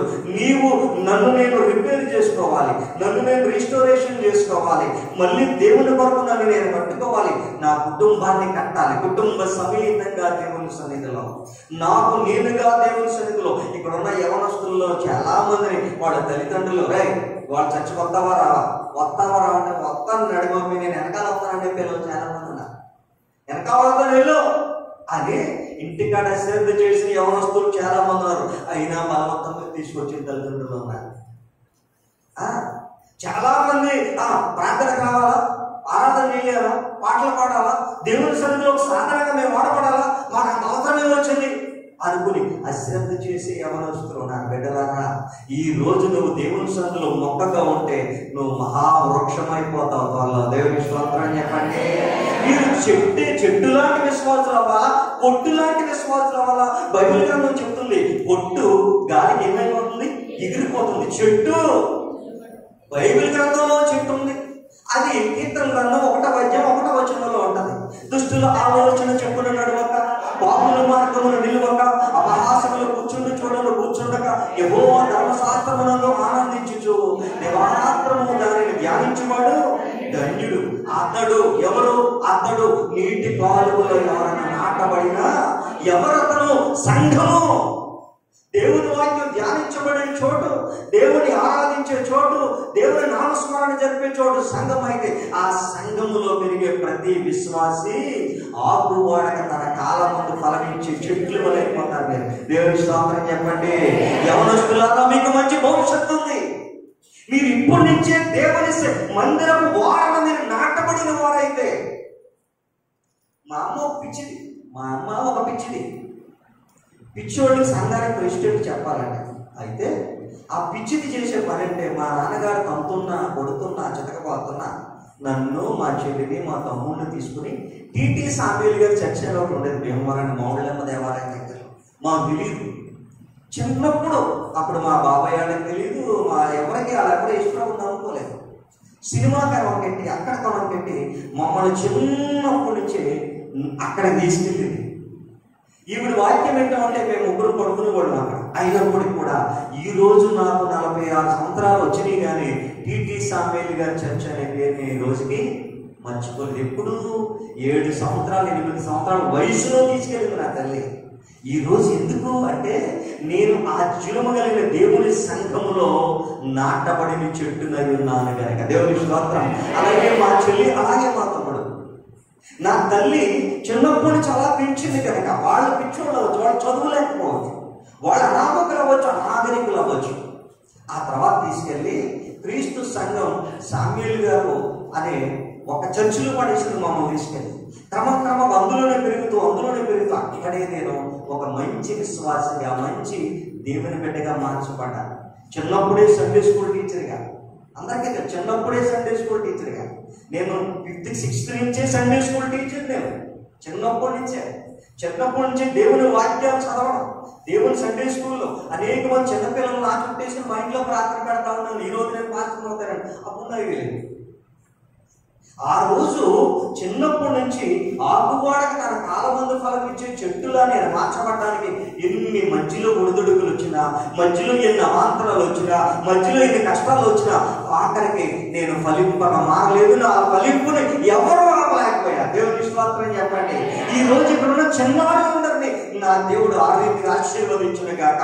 ఎప్పుడు మీరు ఇక్కడ నాటబడిన వారైతే, మీ తల్లిదండ్రుల కంటే ముందు, యవనస్తులారా మీ ఇంట్లో పెద్దల కంటే ముందు మీరు వచ్చి ఇక్కడ దేవుని పనిలో భాగస్వాములే. మీరు అనేక మంది నడిపించే అనుభవాల్లో ఉండాలి. అనేక మందిని మీరు నడిపించాలి దేవునిలోనికి. మీరంట ఎలా ఉంటారంట? బలవంతుని చేతిలోని బాణాలు. యవనస్తులు మాత్రమే చెప్పండి, పిల్లలు చెప్పండి. నీవు ఎలా ఉండాలనుకుంటున్నావు? చెప్పాలి గట్టిగా, అందరూ చెప్పాలి. ఎలా ఉండవా చెప్పండి. యవనస్తుని చేతిలో బాణం వలె నేనుండాలి అని ఎవరనుకుంటున్నారు తెలుసా? దేవుడు అంటున్నాడు. యవనస్తుడు బలవంతుని చేతిలో బాణం అంటే, ఇప్పుడు నేను ఏమిటి సంగతి అని ఎలా ఒప్పుకున్నాను అనుకో, నన్ను కానీ బాణం ఏమన్నారు అనుకో, రే బాణం ఇదిరా అని పట్టుకుంటాను. ఇలాగా ఏంటిది బాణమా? ఈయన ఎంతలాగే వెళ్తుంది ఎవరు? అదే నేను బలవంతుడు అనుకో, ఇలా లాగిపెట్టి ఇలా గుద్దితే బలం అని అంటారు. ఇప్పుడు ఈ ఇద్దరులో ఫస్ట్ వాళ్ళు ఏమంటారనుకుంటారు, సెకండ్ వాళ్ళు ఏమంటారనుకుంటారు? మీరు ఎవరు అమ్మాయి చెప్పాలి. మీరు ఎలా ఉండాలనుకుంటున్నారు? మళ్ళీ నూతనంగా చెప్పాలి. ఎలాగా? సెకండ్ వాళ్ళే ఉండాలి. అదే ఫస్ట్ వాళ్ళగా అదే పట్టుకో, సాయం పట్టు బాగానే ఇదే తెలుగు ఉంటుంది. దీన్ని మళ్ళీ సాయం పట్టుకుని ఎలా వెళ్ళిపోతున్నానంట మొదలెట్టు. అంతే కదా. బలహీనలు ఏమంటారు? వీళ్ళు ఇప్పుడు వాడు వేసే బాణం ఇక్కడి నుంచి అక్కడే పడుతుంది. అదే బలవంతుడు కొడితే ప్రభు అంటాడు, మీరు నా చేతిలో బాణం అయ్యారు. దేవుని స్తోత్రం చెప్పండి. ఎవరి చేతిలో బాణం? యేసుక్రీస్తు చేతిలో బాణం. యేసుక్రీస్తు చేతిలో బాణం అవ్వాలంటే యేసుక్రీస్తు సంఘములో మీరు తర్ఫీదు పొందిన వారై ఉన్నారు. యేసుక్రీస్తు సంఘములో మీరు నాటబడిన వారైతే ఎది కొద్ది మీ జ్ఞానం, మీ తెలివితేటలు, మీ ఆలోచన, మీ ప్రవర్తన, మీ యాటిట్యూడ్ సమస్తం ఎలా ఉంటుందంటే సొసైటీలో ఈ రోజున ప్రపంచంలోకెల్లా క్రైస్తవులే అత్యధిక అవార్డులు సొంతం చేసుకున్నారు. ప్రపంచంలోకెల్లా అత్యధికంగా ఇలాంటి ఆర్నమెంట్స్ అనేది కనిపెట్టిన వాళ్ళు, అనేక ఎలివేషన్ చేసిన వాళ్ళందరూ కూడా క్రైస్తవులే. ఎలాంటి వాళ్ళు? వాళ్ళు దేవుని సన్నిధిలో, దేవుని సంఘంలో బలంగా వాడబడినటువంటి పిల్లలు. వాళ్ళు ఏదో పెద్ద గొప్ప చేసే అవసరం లేదు. క్రమంగా వచ్చి దేవుని సన్నిధిలో వాక్యం అడిగి మరీ నేర్చుకుంటూ, పాటలు అడిగి మరీ నేర్చుకుంటూ, అందరి కలిసి సువార్త చేస్తూ అనేక ప్రాంతాలకు వెళ్ళి మీరు 10 మంది, మా సంఘంలో అదే టీము, ఓన్లీ నా సైన్యం ఎవరు వస్తే ఎవరు ఉండకుండా ఎప్పటికైనా నేను మా సంఘాన్ని తీసుకెళ్ళాలి, లేదా ఆనందం ఇక్కడ తీసుకొస్తాను. నా చేతుల్లోనే డిగ్రీలు చదివారు. ఈ రోజున వాళ్ళు కూర్చోబెట్టి చదువులు చెప్పి ఆ మట్టి గుంటల్లో పందుల మధ్య, కుక్కల మధ్య పందులా దొరుకుతున్నటువంటి ఆ పిల్లలందరినీ చేరదీసి వాళ్ళందరినీ తల్లిదండ్రులకు మోటివేట్ చేసి వాళ్ళందరికీ వైద్యాలు చేసి వాళ్ళందరినీ స్కూల్లో జాయిన్ చేసి ఈ స్కూల్లో వీళ్ళకి చదువు అర్థం కాక మానేస్తే వాళ్ళ వెంటాడి మళ్ళీ కాలేజీలకు తీసుకెళ్ళి ఈరోజు డిగ్రీలు పూర్తి చేసి నా చుట్టూ ఒక సైన్యులా తయారయ్యాడు. నేను ఏమీ చేయవసరం లేదు. మా సంఘానికి ఈ ప్రాంతాల నుంచి చాలా మంది సేవకులు వస్తారు. ఏమీ చేయవసరం, ఓన్లీ స్టేజీ మీద కూర్చొని చాలు. నాకు తెలియకుండా అన్నీ జరిగిపోతాయి. ఎవరి కోసం చేస్తారో తెలుసా? వాడు ఆరాధించే దేవుడి కొరకు నిలబడ్డారు. సువార్త దేవుడి కొరకు చేస్తారు. సంఘం పనైనా, సంఘం బయట సువార్త పనైనా, అనేక మందికి సువార్త ప్రకటించే పనైనా, ఏ పనిని వాడు వేసుకొచ్చింది కూడా మా చర్చలో వేసుకోవాలి. అయ్యారు నేను బండి కొనుక్కున్నాను, ఈ బండి నేను వాడాలి అన్నాడు. సరే పట్టరారా అన్నాను. నేను ఊరు అప్లై వేసుకోవాలి కదా, పెట్రోల్ కొని తీసుకెళ్ళి దేవుడి స్తోత్రం చెప్పాలి. అది అదేమంటది, ఏదో బండి పేరు గుర్తురాట్లేదు. హోండా షైన్ దాని కాదు. ఆ కుర్రోడు ఎంత తండ్రి వచ్చి తాగబోదు, పనికి మాలిన సంఘానికి మహాప్రెసిడెంట్, కష్టపడడు, రూపాయి తేడో తల్లికి ఇట్లా అందరికీ ఆటంకపరిచి అలాంటి కుటుంబంలో చెదిరిపోయిన కుర్రోని చేరదీసి ఈరోజు బలమైన సాధనంగా మార్చి ఒక వీడియో ఫోటోగ్రాఫర్గా మార్చి నేను ఎక్కడికి వెళ్ళా నా కూడా తీసుకెళ్తూ నా వీడియోలు ఫోటోలు తీస్తూ ఈరోజు ఫోటోగ్రాఫర్ అయిపోయి ఆ వచ్చిన డబ్బులతో బండి కొనుక్కొని అది నా చేతుల్లో పెట్టి ప్రార్థన చేసి మీరు వాడండి అయ్యారు. దేవుడి స్తోత్రం చెప్పండి. బాణం అయ్యాడా లేదా? ఇవాళ బాణం అయ్యాడు, అనేకులకు మాదిరిగా కనబడ్డాడు. ఇవాళ దేవుని పిల్లలారా, వాళ్ళు ఎక్కువ మీరు తక్కువ కాదు, మీరు అంతకంటే ఎక్కువగా మిమ్మల్ని దేవుడు డెవలప్ చేయగలడు. నువ్వు ఏ పని చేయలేకపోతున్నా, ఎలాంటి చిన్న పనిలో ఉన్నా నా దేవుడు మిమ్మల్ని హెచ్చరించగలిగిన సమర్థుడు. ఎప్పుడో తెలుసా? నిన్ను నీవు రిపేర్ చేసుకునే పనిలో నువ్వు ఉంటే. ఆనాడు నెహెమ్యా యెరూషలేము ప్రాకారాన్ని రిపేర్ చేయాలనుకున్నాడు. రిపేర్ చేస్తాను, మళ్ళీ మంచి పొజిషన్లో పెట్టాలన్నాడు. పూర్వ వైభవంలో తీసుకురావాలన్నాడు. తీసుకురావడానికి ప్రయత్నిస్తూ ఉంటేనంట వాక్యం చదవడానికి ఇంటికి వెళ్ళి పూర్తిగా చదవను, 1 నుంచి 5 వచ్చిన పూర్తిగా చదవాలి. ఇప్పుడు వాళ్ళ మధ్య, ఆ ఇశ్రాయేలీయుల మధ్య కొంతమంది టోబియా, సన్బల్లటు, గెషెము అని 3 ఉన్నారు. వాళ్ళ 3తో కొంతమంది చేరారట. ఏం చేస్తున్నారట? ఈ నెహెమ్యా అన్నవాడు పూనుకున్నాడా? పూనుకుంటే దేవుడు ఆ పక్షాన్ని నిలబడిపోయి వాళ్ళ కుటుంబాలను కట్టేసి వాళ్ళందరూ క్షేమంగా చేసేయడానికి చూస్తున్నాడు. ఇప్పుడు ఏదో వాళ్ళ మధ్య మంచోళ్ళ మనవాళ్ళు మనం దూరిపోయి ఒకళ్ళొకళ్ళు కలవకుండా ఎడగొట్టేద్దాం. ఒకళ్ళొకళ్ళే కలవకుండా చదువుకున్నా మాట చదివితే మీకు అర్థం. దేవుడు స్తోత్రం, హల్లెలూయా. ఆ మాట చదువుకున్నాం. 4వ అధ్యాయము 11వ వచనం. 4వ అధ్యాయం. వారు తెలుసుకొనకుండాను చూడకుండాను మనం వారి మధ్యలో చొరబడి వారిని చంపి పని ఆటంకపరిచేద్దాం. ఈ రోజున అనుకుంటున్నారంటే ఒరే వాళ్ళ మధ్య మనం చేరిపోదాం. ఇప్పుడు ఈ సంఘంలో ఎంతమంది విశ్వాసాలు ఉన్నారు? ఇంతమందిలో ఉన్నంట అలాంటి మనస్తత్వం ఉన్న వాళ్ళు కూడా ఒకళ్ళెక్కడో ఉంటారు. వాళ్ళు ఎప్పటికీ కుదురుగా ఉండరు. వాళ్ళు వెళ్తారు మళ్ళీ లాక్కెళ్తారు, వాళ్ళు వెళ్తారు మళ్ళీ లాక్కెళ్తా ఉంటారు. వచ్చేమంటారు. ఇప్పుడు వీళ్ళు చేసే పద్ధతే, వీళ్ళు చేసే పనిదే. నేను బిడ్డలారా, సంఘాన్ని కలవరపరిచే ఆత్మలాడు, సంఘాన్ని నష్టపరిచే వ్యక్తులు, విరోధులు. అంటే ఎవరికి విరోధులు? ఇశ్రాయేలుకి విరోధులు, మంచి చేద్దాం అనుకున్న వాళ్ళకి విరోధులు, రిపేర్ చేసి చక్కగా బాగు చేసుకుందాం అనుకున్న వాళ్ళకి విరోధులు. వాళ్ళంట వీళ్ళలో ఒకలాగా వాళ్ళని చేర్చేసి ఏదో లేక చెడగొట్టేద్దాం. అవసరమైతే చంపేసి నాశనం చేసేద్దాం, కానీ అది మాత్రం కట్టబట్టడానికి వీల్లేదు. వాళ్ళ మధ్య క్షేమం రాకూడదు. ఎప్పుడైతే యేసు ప్రభు అన్నాడు, నా ప్రభు అయిన నా కుమారుని యేసుక్రీస్తు సహవాసానికి నేను మిమ్మల్ని పిలుస్తున్నాను, ఈ సహవాసంలోకి వచ్చిన మీ మధ్య అనేకమైన గురువుల్ని అపవాది వెతుతాడు. ఒకరికి పాస్టర్ గారు కోపం ఎక్కువ అంటాడు, ఒకళ్ళు పాస్టర్ అమ్మగారు డబ్బులు ఎక్కువ ఉన్నవాళ్ళు ప్రార్థన చేస్తున్నారు, డబ్బులు తక్కువ ఉన్నవాళ్ళు ప్రార్థన చేస్తున్నారు. ఒకళ్ళేమో పాస్టర్ గారు మాటికి ఆలింటికి వెళ్తా ఇంటికి రాదంటారు, ఒకళ్ళు పాస్టర్ గారు అలాంటి పాటలు అయితే నాకేమో స్ట్రైక్ అంటారు. ఇలాగా గురుగులు ఇచ్చేస్తారు మనసులో. ఇంకా ఆ గురుగులు అట్టుకుని ఫీల్ అయిపోతా ఉంటారు. కానీ ప్రభు అన్నాడు, ఇదిగో ఇది అపవాది ఆ పొలంలో విత్తనాలు మీ తప్పు కాదు, ఆ పొలంలో విత్తనాలు ఇచ్చేసింది. ఇంకేదో మనసులో అనేక కలవరాలు పెట్టేసుకుని ఆఖరికి ఫలింపు తగ్గిపోతుంది, రిజల్ట్ తగ్గిపోద్ది, వచ్చే పంట తగ్గిపోతుంది. నువ్వు అనుకుంటే ఈ సంవత్సరం నేనేం సాధించానంటే ఆఖరికి ఈ అనుమానాల మధ్య, ఈ అపనమ్మకాల మధ్య, ఈ హెచ్చుతగ్గుల మధ్య, ఈ యొక్క మూర్ఖుల మధ్య, ఈ మంత్రాల మధ్య కాలం గడిచిపోయి మళ్ళీ డిసెంబర్ 31 వచ్చేసింది. 1వ తారీఖు సాక్ష్యం, దేవరని కొత్త ఏడో మొదలు పెట్టే, ఈ అనుమానాల మధ్య కొత్త ఏడో మొదలు పెట్టే అని పాట అనుకో. ఈ అనుమానాలు అపసంతనాలు వద్దు ప్రియులారా. ఇదంతా ఎవడు విత్తాడంట? నెహెమ్యాతో కలిసిన వాళ్ళందరూ ఆ యెరూషలేము ప్రాకారాన్ని కట్టుకుని సంతోషంగా ఉందామని అనుకుంటే వాళ్ళ మధ్య శత్రువులు వచ్చి పురుగులు విత్తుతున్నారు.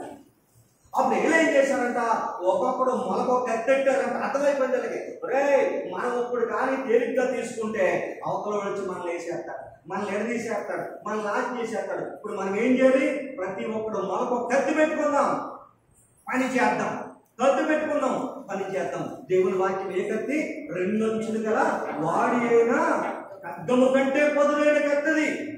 అలాంటి జీవ వాక్యము మీ మందిరములో ప్రకటించబడుతుండగా ఈ వాక్యమే నీకు ప్రామాణికం. దేవుని విశ్వాసం చెప్పండి, ఈ వాక్యమే నీకు ఆధారం. ఎందుకంటే ఈ వాక్యం కొరకని ఇంత దూరం వచ్చాం, ఈ వాక్యం కొరకే దేవుని సన్నిధిలో విధేయత ఉన్నాం. అదే వాక్యం నీకు ప్రామాణికమై ఆ వాక్యమే నేను కట్టిపడేసి చూసాను, ఆ వాక్యానికి లోపడాలి. అప్పుడు ఏమవుతుందో తెలుసా? మీ మధ్యలో వచ్చిన ఐక్యత ఆ విరోధులు మీ మధ్య ఉండకుండా పారిపోయినట్లు చేస్తారు.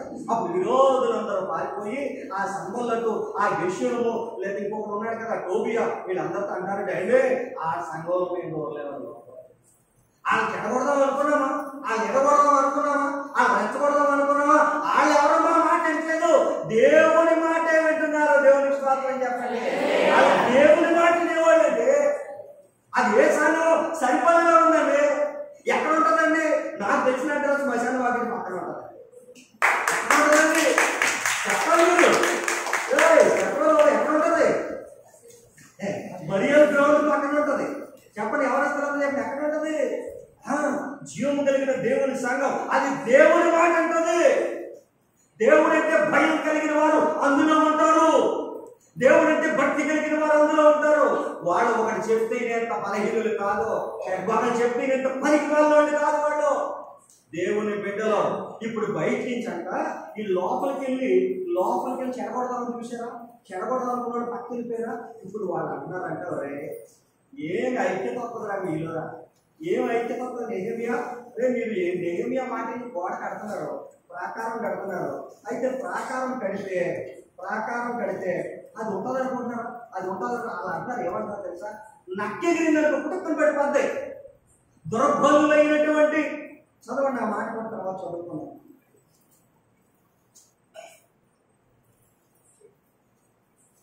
4వ అధ్యాయము 1వ వచనం చదవండి. మేము గోడ కట్టించిన సమాచారం విని ఆ అమోదుడైన నెహెమ్యా అంటాడు, నేను అందరినీ సమకూర్చి గోడ కడుతున్నాను, గోడ కట్టి ఎంతో సంతోషంగా మా ప్రజల చుట్టూ ఉంచుదాం అనుకున్నానా, మేము ఆ పని చేస్తా ఉంటే వాళ్ళు ఏం చేశారని చెప్తున్నాడు. చదవండి అన్నమాట. మేము గోడ కట్టిన సమాచారం విని సంబల్లత్తు నిధులు కోపగించి రౌతుడై యూదులను ఎగతాళి చేసి, యూదులు ఏం చేస్తున్నాడంట? ఐక్యతగా ఉన్న వాళ్ళందరినీ ఏమని ఎగతాళి చేస్తున్నాడు? చదువున్నాను. షుమ్రోను తండ్రివారి యొక్కను మన స్నేహితుని కలెను దుర్బలులైన ఈ యూదులు ఏమి చేయుదురు? తామందరూ చేస్తారా? దేవునికి బలులు ఉపవాస ప్రార్థనలు పెట్టేసి ఆరాధన కుడికలు పెట్టేసి దేవుడి గొప్ప పొందేసుకుంటారు. వాళ్ళు చూద్దాం ఆ దేవుడు వాళ్ళకి ఏం చేస్తాడు అని ఏం చేస్తారు? మీ సంఘమంతా ప్రార్థన చేస్తా ఉంటే బయట నుంచి డైలాగులు వేస్తారు. దేవుడికి స్తోత్రం చెప్పండి. నెహెమ్యా చరిత్ర అంతా మన కోసమే. నెహెమ్యా చరిత్రలో మన జీవితాలే రాయబడి ఉంటాయి, మన చరిత్ర రాయబడి ఉంటుంది. దేవుని పిల్లలారా, ఇవాళ క్రైస్తవ్యాన్ని చెడగొట్టడానికి, ఐక్యతను చెడగొట్టడానికి, సంఘాలను కూర్చడానికి అపవాది ఎప్పుడు కూడా ఉంటాడంట. ప్రభువే చెప్పాడు, అపవాదంట ఎవరిని మింగుదునా అని, ఎవరు దొరికితే వాడు చుట్టూ తిరుగుతా ఉంటాడట. అందుకే క్రీస్తు రక్తము అనే ప్రాకారం మీ సంఘం చుట్టూ ఉందనుకోండి, ఏ అపవాది మీ సంఘంలోనికి రాలేదు. క్రీస్తు రక్తం చేత కట్టబడిన కుటుంబం అయితే ఏ అపవాదిని ఇంటిని చెరపడలేడు. ఈ అపవాది మీ జీవితాన్ని నాశనం చేయలేడు. వాడికి చోటు మనమే ఇస్తున్నాం. ఇవాళంట యూదులందరూ కలిసి ఎంతో సంతోషం కష్టపడి దేవుని పని చేస్తామంటే అవతలోళ్ళు పనికిమాలోళ్ళు అందరూ అంటారట, దుర్బలులు రా వీళ్ళు, పనికిమాలోళ్ళు రా వీళ్ళు, ఏళ్ళు చేస్తే దేవుడు అంటాడా? ఏళ్ళు కట్టేస్తారా, ఏళ్ళు చేసేస్తారా, ఏళ్ళ భక్తిలో ఉంటారా, వీళ్ళు నైవేద్యాలు పెట్టేసి దేవుడు మొక్కుబడులు చెల్లించేస్తే వీళ్ళు దేవుడు ఆలకించేస్తాడా అని అనేక రకాల కామెంట్స్. ఎవరి కోసం? నీతిమంతులైన విశ్వాసం. ఈవిడంట ఉపవాసం ఉంటుందంట, అక్కడికి వెళ్ళి ఈయనంట ప్రార్థనకి వెళ్ళిపోతాడంట, వీళ్ళంట ఆరాధన. ఎన్ని అవమానాలు ఉంటారు మీరు భరించి వచ్చి ఉంటారు, ఇంతవరకు మీరు ఎన్ని నిందలు భరించి వచ్చి ఉంటారు, ఎన్ని తిట్లు మీరు విని ఉంటారు మీ జీవితంలో. దేవుడు వెళ్ళారా? ఈ రాత్రి నా దేవుడు మాట్లాడుతున్నాడు, రిపేర్ జరగాలి, అన్నిటికీ రిపేర్ జరగాలి. నీ వ్యక్తిగత జీవితానికి రిపేర్ జరగాలి, నీ కుటుంబానికి రిపేర్ జరగాలి, నీ సంఘానికి కూడా రిపేర్ జరగాలి. సంఘం రిపేర్ జరగాలి అంటే అందరూ ఐక్యతలోకి వచ్చేసేయాలి. కుటుంబం రిపేర్ జరగాలంటే అందరూ కలిసి దేవుని సన్నిధిలో నిలబడాలి. వ్యక్తిగతంగా నీ రిపేర్ రావాలంటే ఈ రాత్రే నువ్వు ఒక మంచి తీర్మానం తీసుకోవాలి. దేవుని కొరకు నేను నాటబడిన చెట్టు అయిపోవాలి, ఒక మంచి ఇంటి యజమానులాగా. ఆనాడు యెహోషువ లక్షలాది మంది ఇశ్రాయేలీయులు నాశనమైపోవడానికి సిద్ధమవుతా ఉంటే అందులోంచి బయటకు వచ్చి యెహోషువ అనే భక్తుడు అంటే, ఏమంటే మీరందరూ అటోగాడి వేస్తారు, మీరందరూ ఏం చేసినా నేను నా ఇంటి వారును యెహోవాను భగవంతుని మాత్రమే సేవిస్తాం. మేము ఎట్టి పరిస్థితులను విగ్రహారాధన జోలికి రాము, ఎట్టి పరిస్థితులు లోకం వైపు మేము చూడము. ఈ రోజు నీ కుటుంబం అలా చెప్పి అందుకోవాలన్నారు. కొత్త నిబంధన గ్రంథంలో ఫిలిప్పి అనే ఒక సహోదరుడు ఉన్నాడంట. ఆయన ఒక సంఘంలో మంచి విశ్వాసి. ఆ ఫిలిప్ అనే సహోదరుడికి ఒక రోజు దైవజనుడైనటువంటి పౌలు గారు వెళ్ళారట. వెళ్ళి ఆ ఇంటి దగ్గర పరిస్థితి చూస్తే ఆయన భార్య, 4 కూతుర్లు ఉన్నారట. వీళ్ళందరూ కలిసి దైవారాధనలో ఉన్నారట. దేవుడికి స్తోత్రం చెప్పండి. కొత్త నిబంధన సంఘములో దేవుని ఆత్మ కలిగిన కుటుంబాలు ఉన్నట్లుగా ఈ అరాకడ కాలంలో దేవుని ఆత్మతో నింపబడి వాక్యంతో కట్టబడే కుటుంబాలు ఉండాలి అని దేవుడు కోరుకుంటున్నాడు. అందుకే ఈ రాత్రి నీకు నాకు మనందరికీ రిపేర్ జరగాలి. మనలో పోవాల్సినవి ఏమైనా ఉంటే పోగొట్టేసుకోవట్లేదు, రావాల్సినవి ఏమైనా ఉంటే ఈ రాత్రే చూడండి, ఒక టీవీ రిపేర్ వచ్చేసింది. అది ఏం చేస్తాడో తెలుసా? అందులో పోవాల్సినవి ఏమంటే తీసేస్తాడు, వేయాల్సిన కొత్త పాటలు ఉంటే వేస్తాడు. అసలు పార్ట్ వేయకుండా, అది తీయకుండా దాన్ని ఎంకైనా మోడిఫై చేయాలంటే చేసి మరి దాన్ని చక్కగా పనిచేసేటట్టుగా చేస్తాడు. దేవుని సన్నిధిలో ప్రతి విశ్వాసి దేవుడు మనకు ఒక మంచి అవకాశం ఇస్తున్నాడు. ఈ రాత్రి నీ బిడ్డలను కంట్రోల్ చేసుకునే అనుభవం మీ ఇంటి అందరూ కూడా చిన్ననాటి నుండే దేవునిలో ఎదిగి అనుభవం. మా అబ్బాయికి 17వ నెల, ఇప్పుడు 17వ నెల, 17 సంవత్సరాలు అనుకున్నాను. 17వ నెల ఉదయం లేవంగానే అక్కడ యేసుప్రభు శిలువ ఉంటుంది. లేవంగా ఆడు ఎప్పుడు లేస్తాడు అప్పుడు బైబిల్ కూడా వాడి తల దగ్గర ఉంటుంది. బైబిల్కి ఏమో అని ముద్దాడు, యేసుప్రభుకి అయ్యో అయ్యో అని ఇలా దాని. ఎన్నో నెల చెప్పాలి, ఎన్నో నెల? ఇప్పుడు 17 సంవత్సరాల నుండి ఆ పని చేయమా? లేవంగానే మంచం వేసి ఇలా కలుగుతాడు. అమ్మా నా చల్ల తీసేసావా అని మళ్ళీ కేక, నాన్న చూడు అమ్మ నా చల్లకపోయాడు. వీడు ఇంకా కళ్ళు తెరవడం దొరకలే, ఈ అమ్మాయి ఇంకా కళ్ళు తెరవదు, చల్లేది అని ఎత్తుకుంటా. అయితే మరి వీడికి ఎందుకు అలవాటు చేస్తానంటే ఎన్నో జీవితాలను చూసిన నేను వీడు చిన్నప్పటి నుంచి కంట్రోల్ చేయకపోతే ఏది అయిపోతాను నేనని ఇప్పటి నుంచే నేను ఆడి ముందు ప్రార్థన చేయడం మొదలెట్టాను. నేను ఆమెనని వరకు వాడికి రావు, అయినా అది వచ్చినట్టు మోకాళ్ళు వేసేస్తాడు. నేను ఆమెను ఎప్పుడు అంటానా అని చూస్తా ఉంటాడు. ఆమెను అనగానే ఆమెను కలిపేస్తా ఉంటాడు. అంటే చిన్నప్పటి నుంచి హల్లెలూయా, ఆమెను, స్తోత్రం, యేసయ్య అనే పదాలు నేర్చుకున్నాడు.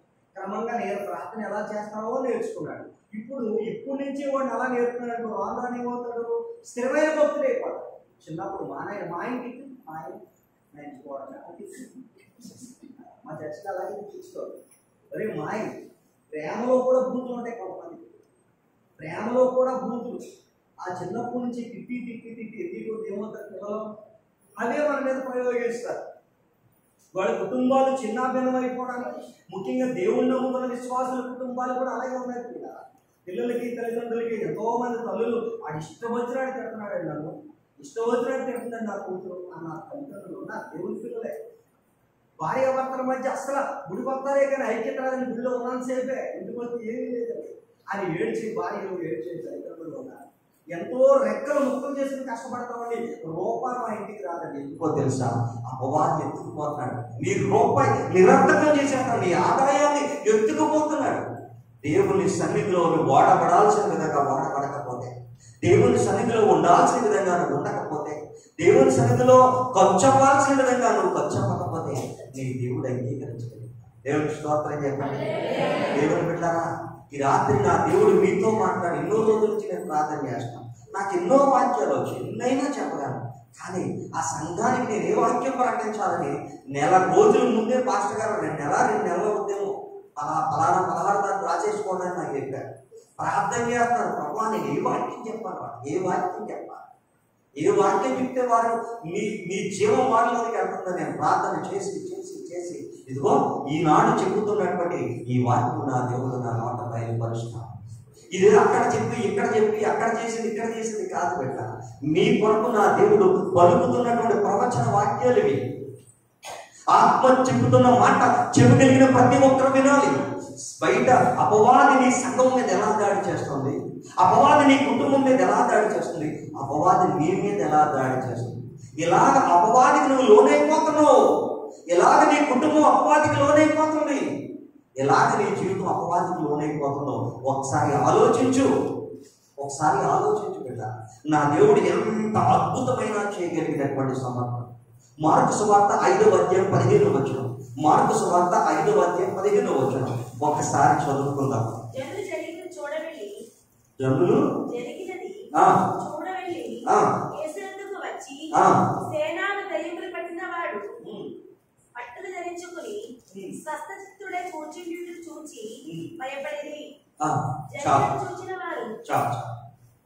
ఒక రోజున యేసు ప్రభు సముద్రం అవతల ఉన్నారు. శిష్యులతో చెప్పారు, అరే బాబు అర్జెంటుగా నడము. ఎక్కడికి ప్రభా, ఇంతమంది జనాలు పెట్టుకుని ఎక్కడికి ఉన్నావేంటి, ఎక్కడికి వెళ్ళాలి ఇప్పుడు అని అంటున్నారు. అప్పుడు ఆయన అన్నారు, రే మనం అర్జెంటుగా అవతలకి వెళ్ళాలా అన్నారు. ఎందుకో ప్రభు చెప్పడం కనుక గబగబా దోణులు తీసుకున్నారు, ప్రభుని ఆ దరికి తీసుకెళ్ళారు. ప్రభు ఎందుకు ఆ దరికి వెళ్తున్నాడంటే, ఆ దరిన దయ్యాలు పట్టి నాశనానికి పరుగులు పెడతారు ఒకడు ఉన్నాడు.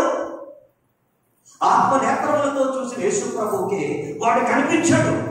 యేసు ప్రభు ఒక ఆత్మ రక్షణ కొరకు ఏమైనా చేయగలిగినటువంటి దేవుడు కదా. అలాంటి ప్రభు అవతలకి వెళ్ళేటప్పటికి యేసు ప్రభు ఎందుకు వెళ్ళాడు, ఈయన్ని బాగు చేయాలి. ఈయన దయ్యాలు పట్టి కుటుంబాన్ని విడిచిపెట్టి, సమాజంలో బంధుత్వాలు విడిచిపెట్టి, మంచి స్నేహాలు విడిచిపెట్టి, అందరికీ దూరమై పరిగమాలను వాడైపోయి చావుకు సిద్ధమై సమాధుల్లో పడి వెళ్తున్నాడు వాడు. వీడిని బాగు చేయాలేమైనా అని ప్రభు తలంచి అవతలకి వెళ్తా ఉంటే వాడంటాడు, ప్రభు నా దగ్గరికి రావద్దు, నన్నేం చేయొద్దు, నా దగ్గరికి రావద్దు, నన్నేం చేయొద్దు. ఇవాళ చాలా మంది విశ్వాసాలు అదే పని. యేసు ప్రభు ప్రేమించి దేవుడు పంపిన దేవుడి కుమారుడే తన వాక్యమును నీ దగ్గరికి పంపించి నిన్ను రక్షించాలని, నిన్ను బాగు చేయాలని, నిన్ను దీవించాలని, ఆశీర్వదించాలని ఎంత ప్రయత్నించినా వద్దు, నాకు ఇప్పుడే టైం లేదు, చాలా టైం ఉంది, ఇంకా నన్ను ఏం చేయొద్దు, నా దగ్గరికి రావద్దు, నన్నేం చేయదు, నాకు బాగుపడడం లేదని దేవుని వాక్యాన్ని నిరర్థకం చేస్తున్న వారెందరూ ఉన్నారు. ఇందాక 13 సంవత్సరాల నుంచి నేను ఇదే మాట మా సంఘంలో ఆ విశ్వాసులకి ఆ వ్యక్తులకు చెబుతా ఉన్నాను. మొన్నే బాప్తిసాలు కూడా ఇచ్చేసాను, వెంటనే బాప్తిసాలు వెంటనే సంవత్సరాలు 13 సంవత్సరాలు బాబు యేసయ్య మాట వినండి, దేవుని మాట వినండి, మీ జీవితాలు బాగు చేసుకోండి. నిజంగా వాడు ఎంత దేవుని ఆత్మలు వాడు బతుకుతున్నారంటే ఈ కొద్ది రోజుల్లోనే ఎంతో ఆత్మీయ ఆనందాన్ని పొందుకుంటారు. వాళ్ళు లోకములో ఉన్న వాడికంటే, లోకములో ఉన్న దానికంటే దేవుడు ఉన్న శక్తి, దేవుడు ఎంత గొప్పవాడో అని గొప్ప సాక్ష్యం చెప్తారు. ఎన్నో సంవత్సరాలు చెబితే 13 సంవత్సరాలకు వచ్చారు వాడి. యేసు ప్రభు వాడిని బాగు చేద్దాం ఎంత ఇంకా టైం ఉంది అంటే అప్పుడు అందులో ఉన్నటువంటి దెయ్యాలన్నారు ప్రభా, అప్పుడే మమ్మల్ని ఏం చేసేద్దాం నాయన, అదిగో దూరాన పందులు మేపుతున్నారు చాలా మంది, ఆ పందులు మేపేస్తారు కదా, ఆ పందులు పంపేనాయన అని వేడుకున్నాను. ఇక్కడే మీకు ట్విస్ట్ ఉంది. అక్కడ ఎన్ని పందులు ఉన్నాయని తెలుసా? 2000కు పైబడి పందులు. తర్వాత చదవండి, 2000కు పైబడి పందులు ఉన్నాయి. ఇప్పుడు మీలో ఎవరైనా నాకు రేట్ చెప్పండి, పంది ఎంత రేట్ ఉంటుంది చెప్పాలి. అదే అంటున్నారు 10,000. ఎవరైనా కాల్కులేటర్ తీసుకుంటారు మీలో. అక్కడ ఎన్ని పందులు ఉన్నాయి? ఉంది 2000 పందులు ఉన్నాయి. 2000 ఇంటూ 10,000 కొట్టండి. 2000 ఇంటూ 10,000 2 కోట్ల 20 లక్షల కొట్టరా? 2000 ఇంటూ 10,000 కొట్టాలి. 2000 పందులు ఇంటూ 10,000 కొట్టండి. చకచకా కొట్టాలి. ఎవరైనా స్పీడ్గా కొడితే దేవుడిని ఆశీర్వదించగలరా? చెప్పాలి. ఎంతనా? 20 లక్షలట. ఇప్పుడు పందుల వ్యాపారులు అక్కడ ఉన్నారు. 2000 పందులు అక్కడ మేపుకుంటారు. 2000 పందులు అక్కడ మేపుకుంటారు. అంటే ఈ దెయ్యాలు ఏమని కోరుకుని యేసుప్రభుని, అయ్యా మమ్మల్ని వదిలేనాయనా, ఈ ఈళ్ళలో ఉండి మమ్మల్ని అగ్నిలో వేసేకు, దయచేసి ఆ పందుల్లోకి వెళ్ళిపోతాం, ఆ పందుల్లో మమ్మల్ని వదిలేనాయని యేసుప్రభుతో అనుమతి తీసుకున్నారు. ఇప్పుడు యేసుప్రభు మీరు ఇమీడియట్ గా పందుల్లోకి వెళ్ళగలగా అన్నాడు. ఇప్పుడు ఈ దెయ్యాల పవన్కి ఈ పందులు కప్పుడు పరిగెత్తుకుని ఎందులో దూకేసే సముద్రంలో ఎన్నో మునిగిపోయి చచ్చిపోయి ఈ చావు ఎవరు చావాలి చెప్పండి? ఈ చావు ఎవరు చావాలి? ఈ దెయ్యాలు పట్టినోడు చావాలి. ఈ దెయ్యాలు పట్టినోడు చచ్చే చావు ఇప్పుడు ఎవరు చచ్చిపోయాయి? పందులు చచ్చిపోయాయి. ఇప్పుడు దేవుడికి పందులు ఎక్కువ మనిషి ఎక్కువ చెప్పాలి. ఇప్పుడు 20 లక్షలు ఎక్కువ మనిషి ఎక్కువ చెప్పాలి. ఇప్పుడు దెయ్యాలు పట్టి విడిపించబడిన వాడిని ఈ పందుల వ్యాపారస్తులందరూ వచ్చి, ఒరే బాబు 20 లక్షల రూపాయల పందులు మీ వల్ల చచ్చిపోయి నువ్వు డబ్బులు కట్టడం లేదా అన్నారే అనుకోండి. ఇప్పుడు ఆడంటాడు, ఏమంటే నాకేం తెలియదు, యేసుబాబుని అడగండి అంటాడు. యేసుబాబు ఇప్పుడు 20 లక్షలు ఇస్తావా సత్తాలు కూర్చుంటే కట్టాల్సింది ఎవరు చెప్పండి? ఎవరు కట్టాలి? చెప్పాలి. ఎవరు కట్టాలి? యేసయ్య కట్టాలి. ఇప్పుడు యేసయ్య దేనికి తెగించాడంటే వాళ్ళు అడిగితే 20 లక్షలు ఇస్తాడు, కానీ ఒక ఆత్మ నాశనాన్ని మాత్రం ఒప్పుకోడు. ఒక మనిషి చావును ఒప్పుకోడు, ఒక మనిషి కీడును ఒప్పుకోడు, ఒక మనిషి నశించడం ఒప్పుకోడు. ఒక మనిషి కుటుంబాన్ని విడిచిపెట్టి, సమాజాన్ని విడిచిపెట్టి, తన బంధుత్వాలు విడిచిపెట్టి, దేశ దిమ్మలాగా దున్నపోతులాగా అడ్డమైన తిరుగుళ్ళు తిరుగుతూ శ్మశానంలో తిరుగుతున్నటువంటి ఆ పిచ్చి తిరుగుడు ఏదైతే ఉందో అలాంటి జీవితానికి యేసు ప్రభు ఎప్పుడూ ఒప్పుకోడు. చెప్పండి అంటే అది ఎవరినైనా ఆయన డబ్బుకి లెక్క చేయలేదు, వ్యాపారానికి లెక్క చేయలేదు, పశువులకి లెక్క చేయలేదు. కేవలం నాకు ఒక బిడ్డ కావాలంటే నేను వాడిని ఇలా పుట్టించాను, నేను ఒక మనిషిగా పుట్టించాను. మనిషి మనిషిగా బ్రతకడం మానేసి మనిషి మృగంగా బ్రతుకుతున్నాడు, మనిషి పశువుగా బ్రతుకుతున్నాడు. ఇప్పుడు వాడు మనిషి మనిషిగా మాత్రమే నాకు కావాలి, ఈ మధ్యలో ఏం జరిగినా నేను భరిస్తాను అనుకున్నాడు యేసయ్య. దేవునికి స్తోత్రం చెప్పండి. ఈయన ఊర్లోకి వెళ్ళి యేసుబాబుని అడగలేక ఊర్లో జనాలందరినీ తీసుకొచ్చారు, మా పందులు డబ్బులు ఇప్పిస్తారా ఇప్పిస్తారా? ఆ యేసుబాబు వాళ్ళ మా పందులని తెచ్చుకొని ఇప్పుడు వస్తారా ఊళ్ళో పెద్ద మనుషులందరూ తీసుకొచ్చారంట. ఆ మాట నాకు మీరు చదివారు. వీళ్ళందరూ వచ్చేటప్పటికి ఇప్పుడు యేసుబాబు నిలబడ్డాడంటే యేసయ్య. ఇప్పుడు ఆయన దగ్గర ఎవరు ఇలా ఇలా నువ్వే రాబాబు, నీకు అదృష్టం వచ్చిందియా, గొప్పతనం దొక్కేసావు. దేవునికి స్తోత్రం. యేసుప్రభు ఇక్కడ కూర్చున్నాడంట. ఎక్కడ కూర్చున్నాడు? ఇక్కడ కూర్చుంటే ఎందుకు కూర్చోవు?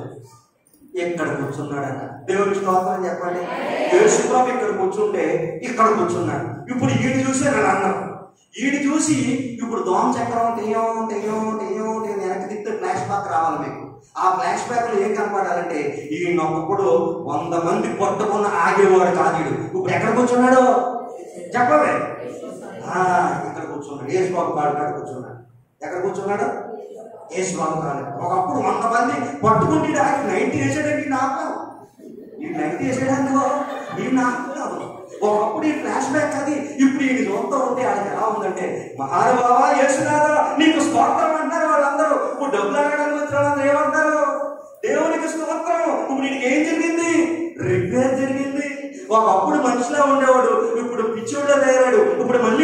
లేడు. మధ్యలో ఏం జరిగింది? రిపేర్ జరిగింది. ఒకప్పుడు ఒంటి మీద బట్టలు లేవు. ఇందాక చదివాడు ఆ సహోదరుడు. ఇప్పుడు ఒంటి మీద బట్టలు వచ్చాయట. శ్మశానంలో కూడా బట్టలు వచ్చేసాయి. ఇప్పుడు ఏమొచ్చాయి? ఒంటి మీద బట్టలు వచ్చాయి. ఒంటి మీద ఒకప్పుడు ఏమీ లేవు. అంగవస్త్రం లేని వాడు. ఇందాక చదివాడు ఆ సహోదరుడు. మీ బైబిల్లో కూడా ఏముంది? ఒకప్పుడు ఒంటి మీద బట్టలు లేవు, వస్త్రములు ధరించుకుని యేసయ్య దగ్గర కూర్చుని ఉన్నాడు. ఒకప్పుడు ఇంట్లో వాడు ఎవరో వీడికి తెలియదు. ఎవరిని పడితే వాళ్ళు కొట్టాడు, ఎవరిని పడితే వాళ్ళు తిట్టాడు, ఎలా పడితే అలా ప్రవర్తించాడు. పిచ్చి జీవితం, పనికిమాలిన జీవితం. ఇవాళ వర్షావాయ లేకుండా విస్తలవిడిగా తిరుగుతున్నవాడు. ఇవాళ లోకంలో పడి లోక అలవాట్లని నేర్చుకుని పిచ్చివాళ్ళుగా తయారైన చాలా మంది ఉన్నారు. పిల్లరా, వాళ్ళు అనుకున్నదే సత్యం అనుకుంటారు, వాళ్ళకి తెలిసిందే నిజం అనుకుంటారు, వాళ్ళని నమ్మిన సిద్ధాంతమే కరెక్ట్ అనుకుంటారు. వాళ్ళు చాలా మంది. మనకి ఏ సిద్ధాంతం కరెక్ట్ అంటే బైబిల్ సిద్ధాంతమే కరెక్ట్. ఇవాళ యేసు ప్రభు ఎంత గొప్పవాడంటే ఆయన ఒక పాడైపోయినటువంటి ఒక జీవితాన్ని బాగు చేసి తన కాళ్ళ కాడ కూర్చోబెట్టుకున్నంత అనుభవం. ఈ ఫ్లాష్ బ్యాక్ వాళ్ళందరికీ కనబడుతుంది. ఒకప్పుడు సంకెళ్ళు వేసి బంధించిన సంకెళ్ళు తెంపుకునేవాడు ఇవాళ కుదురుగా కూర్చున్నట్టే. ఈ కుదురుకి, ఈ మంచితనానికి, ఈ మంచి అలవాటు ఇచ్చినటువంటి ఆ దేవునికి యాక్సెప్ట్ చేస్తారు. చెప్పండి మాట్లాడి. ఈ దేవుడు, ఆ దేవుడు మనకి రిపేర్ స్టార్ట్ చేస్తే మన జీవితాలు అలా మారిపోతాయి. ఇప్పుడు ప్రపంచం అంతా వీడి వైపు చూసి అబ్బా ఎంత ధైర్యంగా మారిపోయి ఎంత గొప్పడు అంటారు. ఇప్పుడు వీడు గొప్పడు కాదు, ఆయన గొప్పడు అయిపోయాడు. యేసయ్య చేత రిపేర్ చేయబడ్డటువంటి విశ్వాసం. ఇవాళ యేసయ్య చేత రిపేర్ చేయబడిన లక్షణాలు నీలో నాలో ఏమైనా కనబడుతున్నాయి ఆ సంఘంలో? సొసైటీలో కుటుంబాల్లో లేవు. ఇలా పేరుకే విశ్వాసులు, పేరుకే. ఇవాళ మనుషులు అలా తయారైపోయారు. ఇవాళ ఆ వ్యక్తి 20 లక్షలు నాకు ఇస్తావా సత్తాలు కూర్చుంటే కట్టాల్సింది ఎవరు? యేసు ప్రభు డబ్బు చూసుకున్నాడా? ఇవాళ మా మాస్టర్ గారు డబ్బులు ఎత్తున్నారండి అని చాలా మంది అడుగుతారు. ఎప్పుడో తెలుసా? విశ్వాసం ఇవ్వాల్సిన ధర్మం విశ్వాసం కలిగిన కొలది ఇమ్మని బైబిల్ గ్రంథం. ఒకప్పుడు దక్షిణ భాగాలు ఇచ్చేవారు. అయితే దక్షిణ భాగాల కోసం ఎన్నో గొడవలు. ఒకళ్ళేమో ఇవ్వాలంటారు, ఒకళ్ళేమో ఇవ్వకూడదు అంటారు. అది పాత నిబంధన అంటారు, ఇది కొత్త నిబంధన అంటారు. అయితే పాత నిబంధన కంటే ముందే అబ్రహాము ఇచ్చాడు దక్షిణ భాగం. ఆ లెక్కలు చూసుకున్న విశ్వాసం పోలే ఇవ్వలేదండి. నేను దాన్ని కూడా మా సంఘంలో ఎప్పుడు అడగను. నీకు కలిగిన కొలది ఇవ్వాలి దేవుడిని. మనకు ఉన్న దాంట్లో మనకు కలిగిన కొలది దేవుడికి ఇవ్వాలి. డబ్బులు అడిగి అంటారండి, ఇదో గొడవ. ఏ హిందూ దేవాలయానికి వెళ్తే అడగరా డబ్బులు, మసీదులకి వెళ్తే అడగరా డబ్బులు, జైన దేవాలయానికి వెళ్తే డబ్బులు. పరిచర్య ధర్మం అనేది దేవుడు పెట్టిన తర్వాత అది విశ్వాసిగా దాన్ని పోషించాల్సిన బాధ్యత మనకు ఉంది. ఇలా ఏదో కొంచెం కాలు కడిగినంత మాత్రాన కోర్టులు అడిగేసినట్టుగా దాన్ని పబ్లిసిటీ చాలా దారుణాలు చేసేస్తారు. ఇవాళ ఏమా నువ్వు ఎందుకు క్రమంగా చర్చకు రావట్లేదంటే మా ఆయన మాట నేనేమో నువ్వెప్పుడు అంటాగా, మా నాన్న మాట మా అమ్మ మాట నువ్వు అంటావు నన్ను. ఏంటంటే వెళ్ళి తాళి కట్టించుకుని మా ఆవిడ ఎప్పుడు కూడా నన్ను అమ్మలేదు, పేకం నువ్వు అంటావు నన్ను అని రివర్స్ అయ్యేవాడు కూడా ఉన్నారు. అలా తయారైంది. విధేయత అనేది దేవుని సంఘంలో చాలా ప్రాముఖ్యమైనది. దేవునికి భయభక్తులకు కూడిన గుణాలు చాలా ప్రాముఖ్యమైనవి.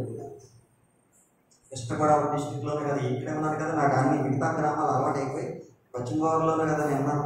ఉండి వెళ్ళి అడగండి. ఆనంద్ అనేవాడు రక్షించబడి ఎన్ని మీటింగ్లు పెట్టాడు. హోసన్నా జాన్ వెస్లీ గారు ఎన్ని మీటింగ్లు పెట్టాడు. ఉండి మెయిన్ సెంటర్లో మీరు ఇదే రూట్లో వెళ్తుంటే కొబ్బరి తోట కనపడుతుంది, చిన్న వంతెన కనపడుతుంది, పెద్ద కొబ్బరి తోట ఉంటుంది. అందులో ఆనంద్ అనేవాడు టీం ఎన్ని మీటింగ్లు పెట్టారు. మా పాస్టర్ గారితో కేవలం మేము 5 డబ్బులు వేసుకున్నాం. కొన్ని వేల రూపాయలు మా సంపాదన. హోసన్నా జాన్ వెస్లీ గారు కానీ, లేకపోతే అనేక మంది దైవజనులు, జాన్ మంగాచార్యులు కానీ, యాంగబోలి టీం జాన్ వెస్లీ గారు, ఇలాంటి వాళ్ళందరితో మేము పెద్ద జ్యోతిరాజు గారితో కానీ, లేకపోతే రాజశేఖర్ గారితో కానీ, మా పాస్టర్ గారు చాలా పేదోడు. అలాంటి పాస్టర్ గారిని పక్కన పెట్టి పాస్టర్ గారి ఫోటోలు వేసి పాస్టర్ గారి మీద పాంప్లెట్లు మేమంటించి కష్టపడి ఆయన ముందు పెట్టి ఎంతో గొప్ప పరిచయం చేశాం. నేను సర్వనాశనం అయిపోయినప్పుడు ఆశీర్వాదం నన్ను విడిచిపెట్టలేదు. దేవుని స్తోత్రం చెప్పండి. అప్పులోళ్ళు తరుముతుంటే పారిపోయిన పరిస్థితి, ఎవరు సహాయం చేయలేని పరిస్థితి, ఎవరు ఆదరించలేని పరిస్థితి, జీవితం సర్వనాశనం అయిపోయి, ఫ్యామిలీ లైఫ్ సర్వనాశనం అయిపోయి, అట్టర్ ఫ్లాప్ అయిపోయి, రోడ్డు మీద ఒంటరిగా నిలబడిన వేళ నా దేవుడు నేను చేసిన పరిచర్యని జ్ఞాపకం చేసుకుని నన్ను మళ్ళీ ఆశీర్వదించాడు కనుక ఈరోజు అదే ప్రాంతంలో శబాష్ అనిపించుకోగలుగుతాను. దేవుని స్తోత్రం చెప్పండి. దేవుడి కోసం నిలబడాలి కదా. నిలబడాలి. ప్రతి విశ్వాసి నిలబడాలి దేవుని కొరకు. నీకు కలిగిన దాంట్లో, కలిగిన వాటిలో దేవుని కొరకు నిలబడేంత రిపేర్ నీ జీవితంలో జరగాలి. నీ ఆస్తులు అమ్మేమని ఏం చెప్పట్లేదు. ఆది అపోస్తుల కాలంలో ఆస్తులు సైతం అమ్మేసి తీసుకొచ్చాను. నేను అది కూడా సంఘాలకు బోధించడం కష్టమైపోతుంది. చెప్తే వాళ్ళు ఎలా అర్థం చేసుకుంటారన్న భయం. ఇలా దేవుని కొరకు నువ్వు నిలబడితే చాలు. దేవుని కొరకు నేను బతకాలి. నా జననానికి నా మరణానికి మధ్యలో నేను అనుభవిస్తున్న ఈ జీవితం నా దేవుడు నాగబెట్టింది. నేను అనుభవిస్తున్న ఈ రక్షణ ఆయన కుమారుడు యేసుక్రీస్తు నాకు అనుగ్రహించింది. అందుకే ఈ రోజు నేను ఇలా ఉన్నాను అని నువ్వు సాక్షాత్తమై దేవుని కొరకు నిలబడితే రిపేర్ దాని అంతటా అదే జరుగుతుంది. బాబు దాని అంతటా అదే వస్తుంది. వాళ్ళ వ్యక్తిగత జీవితంలో మార్పు రావాలి, మీ కుటుంబాల్లో మార్పు రావాలి, మీ సంఘంలో మార్పు రావాలి. అనుమానాలకు తావులేదు. మీకు వాక్యమే ప్రామాణికం. హెచ్చు తప్పులు లేవు, భేదాలు లేవు. నేను మా చెల్లి గారిని మా బావ గారిని కూడా అడిగాను, మీ సంఘంలో ఇలాంటివి ఉంటాయా, హెచ్చు తప్పులు ఏమైనా ఉంటాయా? అప్పుడు మేము ఎవరిని అందరిని ఒకే మనసుతో చూస్తాం. ఎందుకంటే నేను ఇల్లు ప్రతి పాస్టర్ అడుగుతాను. ఎందుకంటే నేను ఏ డినామినేషన్ చెందిన వాడిని కాదు. దేవుని పిలుపుతో ఏర్పాటు చేయబడిన దేవుని. ఏ డినామినేషన్ నాకు సంబంధం లేదు. ఎవరి వాక్యాలు నాకు బోధించాల్సిన అవసరం లేదు. అయితే వాక్యమే మనకు ప్రామాణికం. వాక్యమే మన డినామినేషన్. హెచ్చు తప్పులు ఉన్నాయా?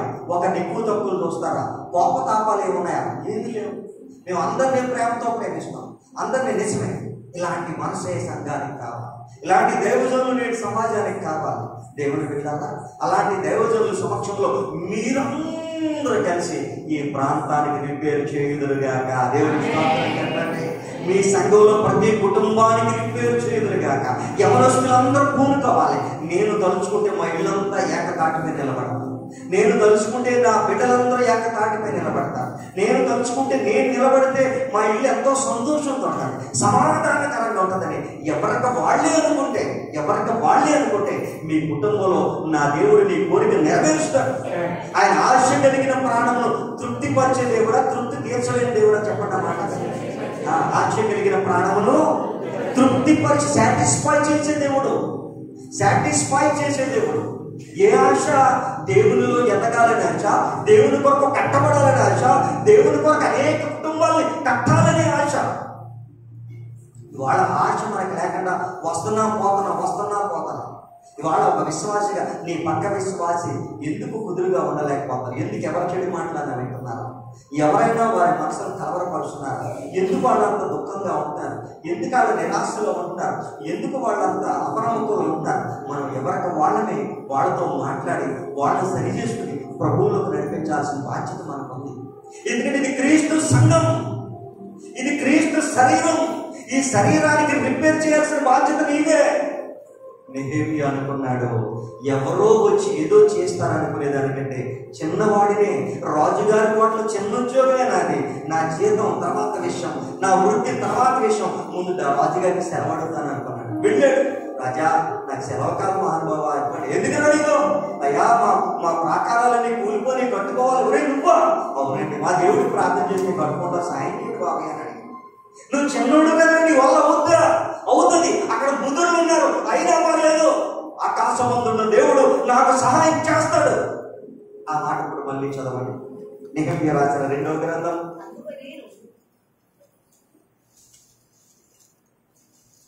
2వ అధ్యాయం. అందుకు నేను ఆకాశమందు నివాసి అయిన దేవుడే తన యత్నము సఫలము చేయడం కనుక, ఆకాశమందు నివాసమైన దేవుడు తానే మా ప్రయత్నమును సఫలము చేయును.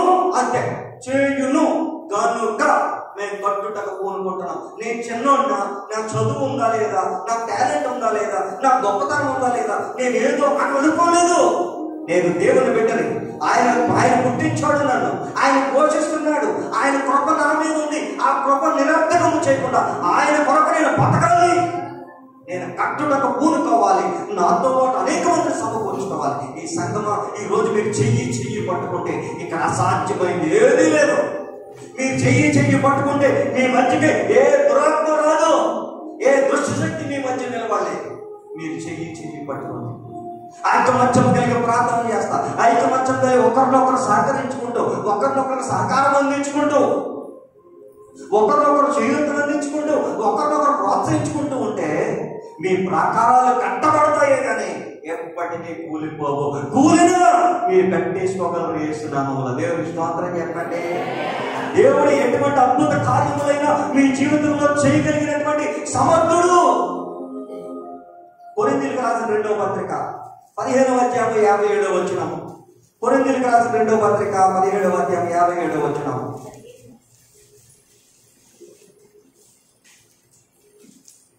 చదవండి.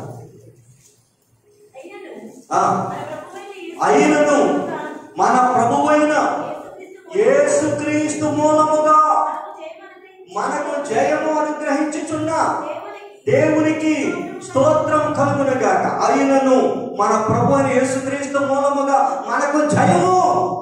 ఎప్పుడు నా కుటుంబం బాగుపడాలి యేసునామములో అనుకున్నప్పుడు, ఆ బాగుపడే విధంగా ముందు నేను మారతానని అనుకున్నప్పుడు, దానికి అనుగుణంగా నేను నిలబడతాను అనుకున్నప్పుడు, మా సంఘం ఇంకా ఎదగడానికి, అనేక మంది చేర్చబడడానికి, దేవుని మహిమార్థమై నిలబడడానికి నేను కడతాను, నేను అన్ను పూనుకుంటున్నప్పుడు నా ప్రభు యేసుక్రీస్తు మూలముగా నీకు అన్ని విషయాల్లో జయమే కలుగునగాక. అన్ని విషయాల్లో జయమే ప్రియులరా. ఈ రోజు నువ్వు కట్టుటకు పూనుకోవాలి, రిపేర్ చేయడానికి ఇష్టపడాలి, నీ జీవితంలో రిపేర్ జరగడానికి ఇష్టపడాలి, నీ కుటుంబంలో రిపేర్ జరగడానికి ఇష్టపడాలి. నా కుటుంబంలో రిపేర్ ఎందుకు జరుగుతుందండి అందువల్ల అన్నావు అనుకోండి. కొరింథీయులకు రాసిన పత్రికలోనే ఒకసారి చూద్దాం. కొరింథీయులకు రాసిన పత్రికలోనే ఒకసారి చూద్దాం. 3వ అధ్యాయం 9వ వచనం. 3వ అధ్యాయం 9వ వచనం. మేము దేవుని జత పని వారమై ఉన్నాము, మీరు దేవుని వ్యవసాయమును దేవుని గృహమునై ఉన్నారు. We are God's building. We are God's building అంటే మీరు దేవుని గృహమై ఉన్నారు. మీరు ఒక ఇల్లు, మీకు ఒక ఇల్లు ఉంటే మీరే దేవునికి ఇల్లు. మీరు దేవునికి ఇల్లు అయితే ఆ ఇంట్లో దేవుడి నివాసం ఉండే స్థితి నీ జీవితంలో భగవంతుడు నువ్వు కల్పించాలి. అప్పుడు కదా నీ జీవితం బాగుపడుతుంది, నీ కుటుంబం బాగుపడుతుంది, నీ ఆరోగ్యం కుదిరిపడుతుంది, నీ ఆర్థిక పరిస్థితులు మెరుగుపడతాయి, నీ పిల్లలు ఒలివ మొక్కల వల్ల వర్ధిల్లుతారు. దేవుని బిడ్డలారా, దేవుడు డబ్బులు చూసుకోడు. నువ్వు కోట్ల రూపాయలు కానికేసేస్తావని నిన్ను రక్షణలోకి నడిపించలేదు. నువ్వేదో ఆస్తులు అంతస్తులు ఇచ్చేస్తావని రక్షణలోకి నడిపించలేదు. అలాగైతే దేవుడికి డబ్బే ముఖ్యమే. 20 లక్షలు బాబు అనుకుంటే ఆ దెయ్యాలు పట్టినోడిని దేవుడిని విడిపించడం కాపాడు. ఆయన డబ్బు ముఖ్యం కాదు, వ్యాపారం ముఖ్యం కాదు, ఆ మోగ జీవాలు కూడా ప్రభువుకు ముఖ్యం కాదు. క్రీస్తు పోలికలో ఉన్న ఒక మనిషి బాగే దేవుడికి ముఖ్యం. ఈ రోజు నెహెమ్యా వలె నీవు ఆలోచించగలిగితే, నీవే ఒక నెహెమ్యా అయితే, ఇక్కడున్న ప్రతి ఒక్కరు ఒక నెహెమ్యా అయితే, ఆ నెహెమ్యా ఖచ్చితంగా యేసు నామములో కట్టడానికి కోరుకుంటారు, పట్టుకోవడానికి కోరుకుంటారు. దేనిని? మీ కుటుంబాలను, మీ జీవితాలను, మీ సంఘాలను మీరు కట్టుకోవాలి. దేవుని బిడ్డలుగా నీ బాధ్యత. ఆకాశమందుండు దేవుడే నీ ప్రయత్నాన్ని సఫలం చేస్తాడు. ఆనాడు వాళ్ళు కట్టుకోవడానికి పూనుకుంటేనంట చాలా మంది తినడానికి డబ్బులు లేవండి. చాలా రాయబడి ఉంటుంది అక్కడ. తినడానికి తిండి లేదు, పట్టుకోవడానికి వస్త్రాలు లేవు. ఎలాగా దేవుడి పని చేస్తున్నాం, మాకేమీ లేదని బాధపడుతుంటే నెహెమ్యా ద్వారానంట చాలా ఆశీర్వాదకరమైన సహాయం అందిందంట. ఇంకా కొంతమంది వచ్చారు, ఏమంటే కొంతమంది అంటున్నారు, నువ్వు దేవుడి పని చేస్తున్నావు, నువ్వు నాకు డబ్బులు వాళ్ళు అప్పించాను, నీకు నేను నీళ్ళు తనఖా పెట్టావు, నువ్వు దేవుడి పని చేస్తే నీళ్ళు లాగేసుకుంటాను జాగ్రత్త అని అడిగారంట. అందులో రాయబడి ఉంటా చదవాలి. ఇదిగో నువ్వు దేవుడి పనికి వెళ్తున్నావు, నువ్వు నాకు వడ్డీ కట్టడం మానేసావు, నా అప్పు ఎప్పుడు తీరుతావు వచ్చి పేక మీద కూర్చున్నారట. వెంటనే వచ్చి నెహెమ్యా గారికి చెప్పారండి, అయ్యా నేను ఇలా 12 రోజులు అప్పు చేశాను, వాళ్ళు వచ్చి నా పేక మీద కూర్చున్నారు. 12 రోజులు నీళ్ళు తనఖా పెట్టాను, వాళ్ళు వచ్చి నా పేక మీద కూర్చున్నారంటే ఆకాశం అంటున్న దేవుడే తానే నువ్వు ఏ ప్రయత్నం అయితే చేస్తున్నావో ఆ ప్రయత్నానికి తగ్గట్టుగా నీకు సహాయం చేయనుగాక అన్నాడు. ఖచ్చితంగా సహాయం వచ్చి ఆ దేవుడి పని పూర్తయ్యే లోపే వాళ్ళ అప్పులు తీర్చేవాళ్ళు ముందుకు వచ్చారు. దేవుడి స్తోత్రం చెప్పండి. వాళ్ళ సమస్యల నుంచి బయట పడేసేవాడిని దేవుడు ముందుకు నడిపించాడు. ఈ రోజు దేవుని బిడ్డగా నేను వెళ్ళి దేవుడి గుడిలో కూర్చుంటే నాకు తిండేవాడు అంటారు, మా కుటుంబం అంతా వెళ్ళి ఆరాధనలో కూర్చుంటే మాకు తిండేవాడు అంటారు, మేమందరం కలిసి దేవుడి పని చేస్తే తిండేవాడు అంటారు, మేము స్వార్థం చేస్తూ ఉంటే మాకు ఎవడ పోషిస్తాడని అనుకుంటున్నావా? ఆనాడు 52 రోజుల్లో ఆ ప్రాకారాలు కట్టి చూపించినటువంటి నెహెమ్యా చరిత్ర ఒకసారి 5, 6 అధ్యాయాల వరకు చదివి చూడు, అక్కడ నీకు కనపడతారు.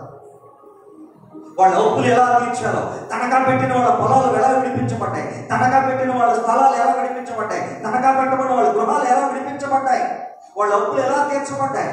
ఎందుకు తీర్చబడ్డాయి అంటే దేవుడి పనిలో వాళ్ళు ఉన్నారు కనుక. ఈ రాత్రి దేవుని పనిలో నిమగ్నం అవ్వాలనుకున్న వాళ్ళారా, నా దేవుడే నీ ప్రయత్నంలో ఆశీర్వాదం ఇచ్చునుగాక. ఖచ్చితంగా ఆశీర్వాదం ఇస్తాడు నా దేవుడు, ఖచ్చితంగా ఆశీర్వాదం ఇస్తాడు. నెహెమ్యా చరిత్ర మనకు ఒక గుణపాఠం పెట్టాలి. ఒక సామాన్య ఉద్యోగం చేసుకునే వాడికి ఎంత ఆలోచన ఉంటే ఈ రోజు నిండుగా నిలబెట్టిన నీకు ఎంత ఆలోచన రాదు. ఆనాడు యేసుక్రీస్తు ఎవరో నెహెమ్యా తెలియదు. ఈనాడు యేసుక్రీస్తు రూపంలో కృప నీ దగ్గరికి వచ్చింది, రక్షణ నీ దగ్గరికి వచ్చింది, ఇంకా దేవుడు నీకు దగ్గర అయ్యాడు. ఆనాడు దేవుడా అని పిలవడానికి నెహెమ్యా వణికిపోయేవాడు. ఇవాళ యేసునామములో దేవుడా, తండ్రి, ప్రభువా అని నువ్వెంతన్నా అంగీకరిస్తున్నాడు దేవుడు. నువ్వు కాస్త అశ్రద్ధ చేసిన అంగీకరిస్తున్నాడు, నువ్వు కాస్త బద్దకిచ్చిన అంగీకరించాడు. అయితే దేవుడు బిడ్డ, దేవుని కృపను నిరర్థకం చేయకుండా ఈ 3 దినాల ప్రార్థన కూడికల్లో నువ్వు ఒక మంచి తీర్మానం చేసుకోగలిగితే వచ్చే సంవత్సరం ఇదే రోజు కల్లా నీ సమస్యలన్నీ తీరిపోవునుగాక. నా దేవుడు గొప్ప ఆశీర్వాదంలోనికి మీ సంఘాన్ని నడిపించునుగాక. మన ప్రభు యేసుక్రీస్తు మూలముగా మనకి జయం వస్తుంది, జయం వస్తుంది. మీరు ఓడిపోతారని చెప్పినాడు ఎవడు? అంతా చెప్తున్నారట, రాయ్ మీరు ఈ ప్రాకారాలన్నీ కట్టేసి గోళ్ళన్నీ కట్టేసి ఏదో సాధించేద్దాం దేవుడి పని అనుకుంటారు కదరా. మీరు ఓడిపోయిన వాళ్ళరా, మిమ్మల్ని రాజు చంపేస్తాడరా, మీరు దుర్బలులని పనిపాళ్ళరా. మీరు చేసే మొక్కుబడులు దేవుడు అంగీకరిస్తాడా? మీ ప్రార్థన అంగీకరిస్తాడా? మీ పని ఏమైనా వస్తుందని అంగీకరిస్తే పడిపోతుంది. ఈ గోడ తిరుగుతున్నారట. ఇవాళ ఎన్ని అవమానాలైనా ఎన్ని నిందలైనా ఆనాడు వారికి జయమిచ్చిన నా దేవుడు ఈనాడు మీకు నాకు కూడా జయమని గ్రహించును గాక. ఈ సంఘానికి జయమిచ్చును గాక. మీరు ఓడిపోయిన వారు కాదు, మీరు కృంగిపాటులోనే ఉన్నవారు కాదు, మీరు నిరాశలోనే ఉన్నవారు కాదు. మన ప్రభు యేసయ్య ఏమైనా చేయగలడు. పాట కూడా వచ్చింది, ఏం చేయగలట? నీ స్టోరీ మొత్తం మార్చేయగలట, నీ స్టోరీ మొత్తం మార్చేయగలడు. నిజమే, ఆయన ఏమైనా చేయగలడు. అయినను యేసు ప్రభు కోసం కష్టాలు అనిపించడానికి మనం సిద్ధంగా ఉండాలి. యేసు ప్రభు కొరకు ఏం చేయడానికైనా మనం సిద్ధంగా ఉండాలి, ఏమైపోవడానికైనా సిద్ధంగా ఉండాలి. 52 రోజుల్లో ఆ దేవుని ప్రాకారాలు యెరూషలేము చుట్టూ ప్రాకారాలు కట్టడానికి నిలబడితే వాళ్ళ పీకల మీద ప్రాణాల మీదకి వచ్చేసిందంట. అప్పుడు వాళ్ళు అనుకున్నారంట, చావు అయినా బ్రతుకైనా దేవుని కొరకే మేము నిలబడతాం. అపోస్తలుడైన పౌలు అంటాడు, బ్రతికితే చస్తే ఈ 2 నేను వేరేజ్ వేసుకుంటే, బతికితే దేవుడి పరికి లోపల పోతాను, చేస్తే ఆయన రాజ్యానికి వెళ్ళిపోతాను. మరణము నన్ను ఏమీ చేయలేదు, మరణం ఈ లోకంలో శాపం ఏది కూడా నన్ను ఏమీ చేయలేదు. నా దేవుని కొరకు నేను నిలబడతాను. దేవుని బిడ్డ, ఇంతవరకు లోపంలో కడుగుడు, దేవుడిలో కడుగు, పుట్టు అటో కడుగు, ఇటో కడుగు, సాధారణ కడుగు, దేవుడిలో కడుగు వేస్తూ ఇవాళ అవకతవకలు పడిపోతున్నాను. స్థిరత్వం లేదు నీ జీవితంలో. చాలా మంది విశ్వాసం చేతుల్లో ఇక్కడ అక్కడ తాయితులు ఉంటాయి, తాయితులు ఉంటాయి, తాళ్ళు ఉంటాయి. అటో కడుగు, ఇటో కడుగు, అటో జీవితం, ఇటో జీవితం, అటో పాట, ఇటో పాట. చేతిలోనేమో బైబిల్, గుండెల్లోనేమో లోక శాపాలు. ఇవన్నీ నీ జీవితంలో ఉన్నంత వరకు నువ్వు ఎన్ని కన్నీళ్లు విడిచినా నీ జీవితాలు బాగుపడవు. ఈ రాత్రి నా దేవుడు ఎందుకో నీతోటే మాట్లాడుతుంది. ఈ రోజుకైనా మీ బ్రతుకులు బాగుండాలి, మీ పిల్లలు మీ కళ్ళ ముందే అభివృద్ధిలోకి రావాలి. కాబట్టి కుటుంబాలుగా ముందు దేవుడి సన్నిధికి రావడానికి తీర్మానం తీసుకోవాలి. అనేక మంది నడిపించడానికి ఇష్టపడండి. రేపు పొద్దుట నీ జీవిత కాలంలో ఎంతమందిని నా సన్నిధికి నడిపించామని దేవుడు నేను అడిగినప్పుడు, ప్రభా ఇదిగో ఫలానా ఫలానా ఫలానా అని చెప్పి లెక్క లేకుండా దేవుని కొరకు ఎన్ని ఆత్మలు రక్షించావు అంటే నేను కాదండి పాస్టర్ గారు అంట కాదు. ప్రతి విశ్వాసి దేవుని శిష్యుడేనట, ప్రతి విశ్వాసి దేవుని శిష్యుడే. శిష్యులే విశ్వాసులు, విశ్వాసులే దేవుని శిష్యులు. అందుకే నిన్ను ఏర్పాటు చేసుకున్నాడు. మన కులాలు వేరు, మన జాతులు వేరు, మన ప్రాంతాలు వేరు, అయినప్పటికీ మన బంధువుల మధ్య మనల్ని ఎన్నుకున్నాడు. నీ బంధువుల మధ్య నేను ఎందుకు ఎన్నుకున్నాడు తెలుసా? నువ్వు ఆయన కొరకు నిలబడతావు. నువ్వంటే ఎందుకు ఆయనకి ఇష్టం తెలుసా? నువ్వు ఆయన కొరకు ఒక్కరినైనా నీ సాక్ష్యం ద్వారా మార్చుకుంటావు. నీ తోటి వాళ్ళలో అనేక మంది మధ్య దేవుని పోలిక నీలో చూపిస్తావని. అందుకే మన కులాలు, మన ప్రాంతాలు, మన ఏమి దేవుడు చూడలేదు, మనల్ని మాత్రమే ఎన్నుకున్నాడు. మన చుట్టూ అనేక మంది ఉన్నారు, వాళ్ళు ఎవరూ రాలేకపోతున్నారు. కారణం తెలుసా? ఇంకా దేవుడి యొక్క ప్రేమ వారి మీద లేదేమో, నీ మీద నా మీద ఉంది కనుక మనం రక్షించబడ్డా. మనం ఆయన సన్నిధిలో నిలబడగలుగుతున్నాం. రక్షించబడిన మనమే అనేక మంది రక్షించడానికి, అనేక మంది రిపేర్కి మనం సిద్ధంగా ఉన్నాం. ఆయన సన్నిధిలో నిలబడిన మనమే అనేక మందికి చోటుని కల్పించాలి. వాళ్ళు చాలా మంది అలాగే. రాకగా ఒక మాట చెప్తాను, చెప్పమంటారా ఆపేయమంటారా? చెప్పమంటారా ఆపేయమంటారా? చెప్పండి అన్న వాళ్ళకి చేపట్టండి. దేవుని స్తోత్రం. యెరూషలేములో గొర్రెల ద్వారం అని ఉందట. అక్కడ 38 సంవత్సరాల నుంచి ఒకడు పడి ఉన్నాడంట. 38 సంవత్సరాలు. అయితే యెరూషలేములో ఆ గొర్రెల ద్వారం దగ్గర ఉన్న గొప్ప గుణం ఏంటంటే అక్కడ చెరువు ఉంది. దాన్ని కోనేరు అంటారు. కోనేరు అని ఎక్కడ పిలుస్తారు చెప్పండి? కోనేరు అంటే హిందూ దేవాలయం దగ్గర ఉళ్ళు మధ్యలో ఉండే చెరువుని కోనేరు అంటాం అక్కడ. సరే, ఈ కోనేరు అనేది ఒకటి ఉంది. ఆ కోనేరుకున్న ప్రత్యేక గుణం, దేవుడు ఒక ప్రత్యేకమైనటువంటి యేసుక్రీస్తు రాకముందు పెట్టాడు అక్కడ గుణం ఏంటంటే, యేసుక్రీస్తు అప్పటికి రాలేదు. యేసుక్రీస్తు రాని కాలంలో రోజు పరలోకం నుంచి దేవదూతలు ఆ కోనేటిలోకి దిగటం, దిగిన వెంటనే ఎవడు ఆ నీటిలో దిగుతాడో వాడు స్వస్థత కలగడం నిత్యం జరుగుతూ ఉంది. అప్పటికి యేసు ప్రభు లేడు, రాలేదు. యేసు ప్రభు రాని కాలంలో ఆనాటి ప్రజల స్వస్థతకి ఇది చాలా పెద్ద హిస్టరీ. అయితే ఇంకొక 5 నిమిషాల సమయం ఉందిగా నేను చెప్తా ఉన్నాను. ఆనాడు ప్రతి దేశం నుంచి కూడా రోగులు ఆ నోట ఈ నోట విని అవయవాలు కోల్పోయిన వాళ్ళు, రోగాలు వచ్చిన వాళ్ళు, భయంకర వ్యాధులు వచ్చిన వాళ్ళు, పాకుతూ దేకుతూ మాత్రమే ఎదగలేక అనేక దేశాల నుంచి, అనేక ప్రాంతాల నుంచి యెరూషలేములోకి వచ్చేస్తూ ఉండేవారు. ఆ కోనేటి దగ్గరికి వచ్చేసి ఆ కోనేటి గొడ్డున కాపలా కాస్తా ఉన్నారు. ఎప్పుడు దేవత దిగుతుంది, నీళ్లు కదిలేస్తా తప్పక దూకేద్దాం. అది దేవుడు పెట్టిన ప్రత్యేకుడు కృప ఆ రోజులో. దానికోసం ప్రత్యేక జీతకాలను కూడా పెట్టుకున్నారు. చరిత్రలో మాట చెప్తున్నాను. ఆ జీతకాలు ఏం చేసేవారు అంటే ఆ నీళ్ళు కదిలిపోయిన వెంబడే తప్పన ఆ నీళ్ళలో తోసేయాలి, మళ్ళీ అంటే బయట తీసుకురావాలి. చాలా రోజు ఉంటుంది. ఈతకాలు పెద్ద పెద్ద వ్యాపారాలు జరిగాయి అక్కడ. అలాంటి పరిస్థితుల్లో ప్రజలందరూ వస్తున్నారు పోతున్నారు, స్వస్థపడుతున్నారు వెళ్ళిపోతున్నారు, స్వస్థపడుతున్నారు వెళ్ళిపోతున్నారు. నిత్యము జరుగుతుంది.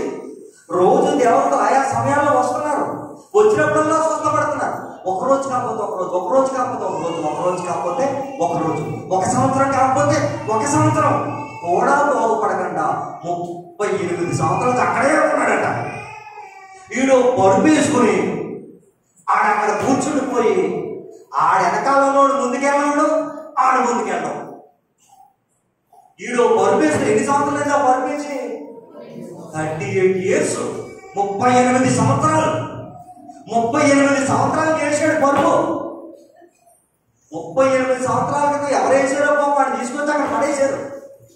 వీడు దూకడం, దేవదూత వచ్చినప్పుడు వెనకాల ఉన్నవాడిని దూకనివ్వడం.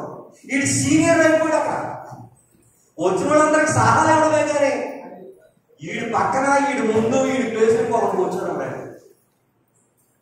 ఎన్ని సంవత్సరాలు అయింది? 38 సంవత్సరాలు సీనియర్ చూపించాడు దేవుడు. చూసి అక్కడికి యేసు ప్రభువుకు తెలిసింది, ఎక్కడో యేసు ప్రభువుకు తెలిసింది. రాగానే యేసు ప్రభు ఎక్కడికి వెళ్ళాడు? 12 సంవత్సరాలు, 10 సంవత్సరాలు, 5 సంవత్సరాలు, 6 రోజులు, 9 రోజులు మంది ఉన్నారు. ఎవరు ఇష్టం లేదు యేసు ప్రభుకి, అందరూ ఇంట్రెస్టమే. మరి వీడి దగ్గరికి ఎందుకు వెళ్ళాడు? ముందు ఆడు పోతే అక్కడ చాలా మంది ముందాడు బాగుపడిపోవాలి. ఆడు బాగుపడ్డాడా ఆ ప్లేస్ లో ఇంకొకడు వస్తాడు. ఎందుకంటే ఇది ఎలా ఉంటుందని నేను యూట్యూబ్లోను నెట్లో కొట్టు చూసి నా కోనేరు ఎలా ఉంటుందంటే భయంకరమైన బండరాడుతూ ఉంటుంది. అది మన చెరువులేగా రేవులేగా ఉండదు. అది చాలా కింద కాలంలా వెళ్తా ఉంటుంది. పైనుంచి తోస్తే రాయి మీద అడ్డమంటే చచ్చిపోతాం మనం. రాళ్ళు మెట్లు లాంటి రాళ్ళు మీరు యూట్యూబ్లో చూడండి. బేదెస్తా కోనేరు మొట్టని వస్తుంది. అక్కడ ఇంకో మనిషి కూర్చొని ప్లేస్ ఉండదు. వీడు 30 రోజులు అక్కడే ఉండిపోతే ఆడ వెనకాల ఎంతమంది విశ్వాసం తీసుకురావచ్చాడు. ఆడి ముందుకు జరిగి ఎంతమంది విశ్వాసులు 32 సంవత్సరాల కాలంలో సంవత్సరానికి ఒకటి సువార్త చెప్పిన ఎంతమంది వస్తారు చెప్పాలి మీరు? ఎంతమంది వస్తారు? ఇక్కడ ఉన్న ప్రతి విశ్వాసి సంవత్సరానికి ఒక్కరిని సువార్త చెప్పి ప్రభువులకు నడిపిస్తే మీ ప్లేస్లో ఎంతమంది వస్తారు? బాబాయ్ లెక్కగా మించి వచ్చేస్తారు. ఈ కుర్చీలు చాలా ఇంకా అప్పుడు యేసుప్రభు ఏం చేశారంటే ముందు బాగు చేసి వెనకాలిపోకూడదు అని ఆయన అడిగారు. ఎలా బాబు ఏంటి పద్ధతి ఏంటి మరి ఏంటి లెగవా బాబు? నాకు లెగాలని ఉంది. మరి లెగరా? నన్ను లేకపోవడం లేదంటే నన్ను లేకపోవడం లేడు. వాళ్ళు లెగరా బాబు లేపేసాడు దేవుడు. దేవుడికి స్తోత్రం. యేసుప్రభుకి అసాధ్యమైనది ఏది లేదు.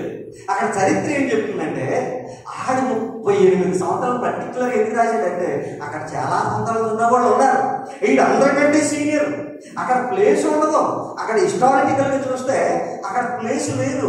ఆ ప్లేసులోనే ఇది ఆక్రమించుకొచ్చుని ఇంకొకటికి అవకాశం ఇవ్వకపోతే ఎలా చెప్పండి?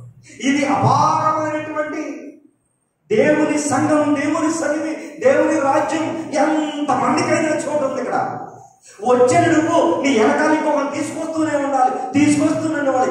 ఎంతమందికైనా నా దేవుడు 2 చేతులు చాపి ప్రతి ఒక్కరిని పిలుస్తున్నాడు. దేవుని స్తోత్రం. ప్రయాసపడి భారం మోయించున్న వారారా ఈ రాత్రి నా యొద్దకు రండి. మీ బతుకులు బాగుపడతాయి, మీ జీవితాలు బాగుపడతాయి, మీ నరక శాపం తొలగించబడుతుంది. ప్రభు పిలుస్తా ఉంటే ఆ పిలుపుని వినిపించే విశ్వాసులు అలాగే సంవత్సరాల తరబడి కూర్చుండిపోతున్నారు. అక్కడే రిపేర్ జరగాలి.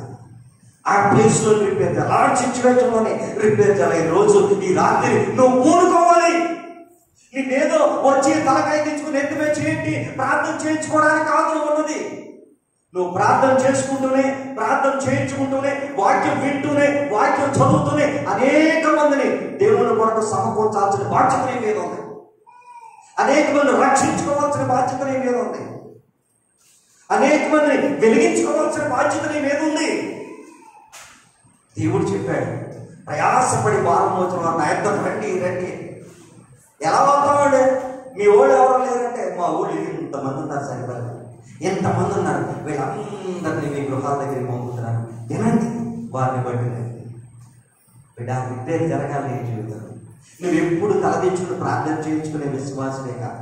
ఎప్పుడు వచ్చి నీకు కలిగిన కానుకలా వేసేసి వెళ్ళిపోయే విశ్వాసం కాదు. నువ్వు అలాగే 38 సంవత్సరాలు, 12 సంవత్సరాలు, 10 సంవత్సరాలు, 5 సంవత్సరాలు గడిపేశావు.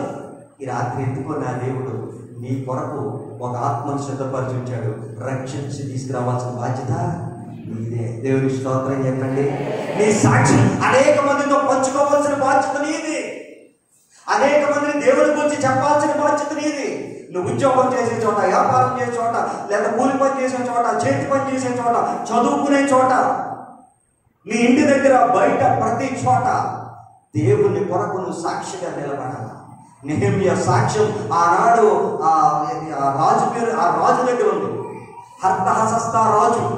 ఆ రాజు దగ్గర చెప్తున్నాడు సాక్ష్యం, రాజా మా పితరులు ఆరాధించే దేవుని ప్రాకారాలు కూలిపోయాయి. మీ పితరులు ఆరాధించే దేవుడా అని చరిత్రను అడగడం మొదలై దేవుని కోసం నెహెమ్యా చెప్పి ఆ దేవుని కోసం ఆయన ఒప్పించి ఒప్పుకున్న రాజు దగ్గర లెటర్స్ రాయించుకుని అవన్నీ తెచ్చి దేవుడి పని పూర్తి చేయించాడు. రాజే సహకరించి, అన్య దేవతల రాజే సహకరించేటట్లు చేశాడు. ఈరోజు దేవుని బిడ్డ ఎంతమంది ఉన్నా దేవుని కొరకు నేనే నా సాక్ష్యం చెప్పేది, ఈ నలుగురే నా సాక్ష్యం చెప్పేది, మీరు కాదా? మనందరము దేవుని సాక్షార్థమై నిలబడదాము గాక. ఈ రకంగా మన జీవితాల్లో ఏం జరగాలి? రిపేర్ జరగాలి, బాగు జరగాలి. ఆ మార్పు రాత్రి మన జీవితంలో వస్తే నీ ప్రతి ప్రయత్నాన్ని సఫలం చేస్తాడు దేవుడు. నీ ఆకాశమందున్న దేవుడు తానే మా ప్రయత్నాలు సఫలం చేస్తాడన్నాడు ఆ భక్తుడు. నీ ప్రయత్నాలు ఎందుకు సఫలం చేయడు? ఈ ఇంట్లో, నీ స్నేహితులు, నీ బంధువులు ఎవరికైనా నువ్వు పని చెప్పేవాడుకో, ఆ పని చేసినోడంటే నీకు ఇష్టం, ఆ పని చేసిన వాళ్ళు గౌరవిస్తావు, ఆ పని చేసిన వాళ్ళు రేపు పొద్దుట ఏదైనా సహాయం అందించడానికి ముందుకెళ్తాం. అసలు ఏ పని చేయలేనోడు వచ్చి, ఎన్నిసార్లు చెప్పినా నీ మాట లేనివాడు వచ్చి ఏమంటే నాకు డబ్బులు కావాలి ఎవరైనా అంటే ఎందుకు ఇస్తావు? నీకు ఇవ్వబుద్ధి, ఎందుకంటే ఎన్నోసార్లు అతనికి చెప్పావు, నీకు చెప్పిన ఏ మాట లేదు, నీకు ఏ పని చేసి పెట్టలేదు. నువ్వే నీ మాట లేని వాడికి సహాయం చేయలేనప్పుడు దేవుని మాట లేని నీకెందుకు దేవుడు సహాయం చేస్తాడు? దేవుని కొరకు బతకలే నీ ప్రార్థన ఎందుకు దేవుడు ఆలకిస్తాడు?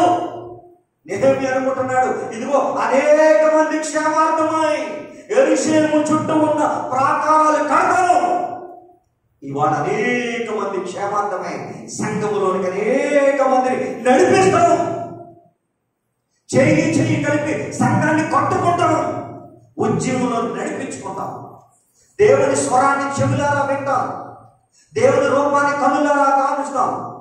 దైవజనులు దేవదాస గారు అనేవారట, ప్రభువా నా ప్రార్థన ఆలకించు, ప్రభువా నాతో మాట్లాడు, ప్రభువా నన్ను దర్శించు అని అడిగేవాడు. నా ప్రార్థన ఆలకించు, నాతో మాట్లాడు, నన్ను దర్శించు. నిజమే, ఆనాడు దైవజనులైన దేవదాసాయి గారితో దేవుడు నిజంగా మాట్లాడి నిజంగా దర్శించాడు ఆయన. ఈనాడు బైబిల్ మిషన్ సంఘాల్లో ఆ పరిస్థితి లేకపోయినా ఆ భక్తులు ఆనాడు నిజంగా ఆ అనుభవాలు కలిగిన భక్తులు ఆయన. ఈనాడు దేవుడు ఎందుకు నేను దర్శించడు, ఎందుకు నీ ప్రార్థన ఆలకించడు? మనం ఎక్కడో రాంగ్ స్టెప్ వేస్తున్నాం, ఎక్కడో ఇది నాది కాదని వదిలేస్తున్నాం. ఇది నా పని కాదు, దేవుడి పనే. మా ఇల్లు బాగు చేయడం దేవుడి పని, నన్ను బాగు చేయడం దేవుడి పని. మన ఒక ఆయన ఏమయ్యా ఏంటి పరిస్థితి బాగుపడమంటే, దేవుడు వచ్చి మాట్లాడితే బాగుపడిపోతామండి. ఈ సొంత బాగుపడితే దేవుడు వచ్చి మాట్లాడేది. ఈడు ఏ అలవాటు మానుకోలేదు. ఆకాశవంతుడు దేవుడు సీఎం గారు పిలిస్తేనే రాడు, దేశాన్ని పరిపాలించే పిఎం గారు పిలిస్తేనే రాడు. ఈ మంత్రులందరూ, ఈ దేశాధినేతలందరికీ ప్రెసిడెంట్ అయిన ఐక్యరాజ్య సమితి ప్రెసిడెంట్ పిలిస్తేనే ఆయన రాడు. నాతో మాట్లాడితే కుక్కలు మారిపోతానంటాడు. నీతో మాట్లాడితే నువ్వు మారేదేట్రా? ఎవడైనా మాట్లాడు. చూచి నమ్మిన వారు ధన్యులు అన్నారా, చూడక నమ్మిన వారు ధన్యులు అన్నారా? దేవుని మాట, దేవుని వాక్యం విని అంగీకరించి జీవితాల్లో మార్చుకున్న వారు ధన్యులు. వారి ప్రతి ప్రయత్నం నా దేవుడు అంగీకరిస్తాను. ఎందుకు నేను ఓడిపోతున్నాను, ఎందుకు మా జీవితాలు బాగుంటుంది, ఎందుకు మా ఉద్యోగాలు రావట్లేదు, ఎందుకు మా వ్యాపారాలు దెబ్బతింటున్నాయి, ఎందుకు మా కుటుంబాలు ఇంకా పేదరికం, ఎందుకు మాకు ఇంకా అప్పులు, ఎందుకు మా పిల్లలు అభివృద్ధి లేదు, ఎందుకు మా ఇంట్లో చెడుల వాటిని పోవట్లేదంటే నువ్వే ఇంకా దేవుళ్ళు స్థిరంగా లేవు. నెహెమ్యా స్థిరంగా ఉన్నాడు, తన కుటుంబాన్ని స్థిరపరచుకున్నాడు. యెరూషలేములో అన్ని కుటుంబాలను స్థిరపరిచాడు. రాకమంట అన్ని కుటుంబాలను స్థిరపరిచాడు. నెహెమ్యా ఒక్కడే. ఎవయా నెహెమ్యా, నీకు ఎవడిచ్చాడే పాస్టర్ ఉద్యోగం? అయితే నేను కాదండి పాస్టర్ని. అదిగో పాస్టర్లు అక్కడ ఉన్నారు. మరి నువ్వెవరివి? నేను ఒక విశ్వాసిని అన్నాను. దేవుని స్తోత్రం చెప్పండి. విశ్వాసమా? నువ్వు విశ్వాసమా? విశ్వాసం చేసే పనులు నువ్వు చేసే పనులు పాస్టర్ అంటే ఎక్కువైపోయి. మహానుభావ, ప్రతి విశ్వాసి ఇలాగే చెయ్యాలని అన్నట్టే. దేవుని స్తోత్రం చెప్పండి.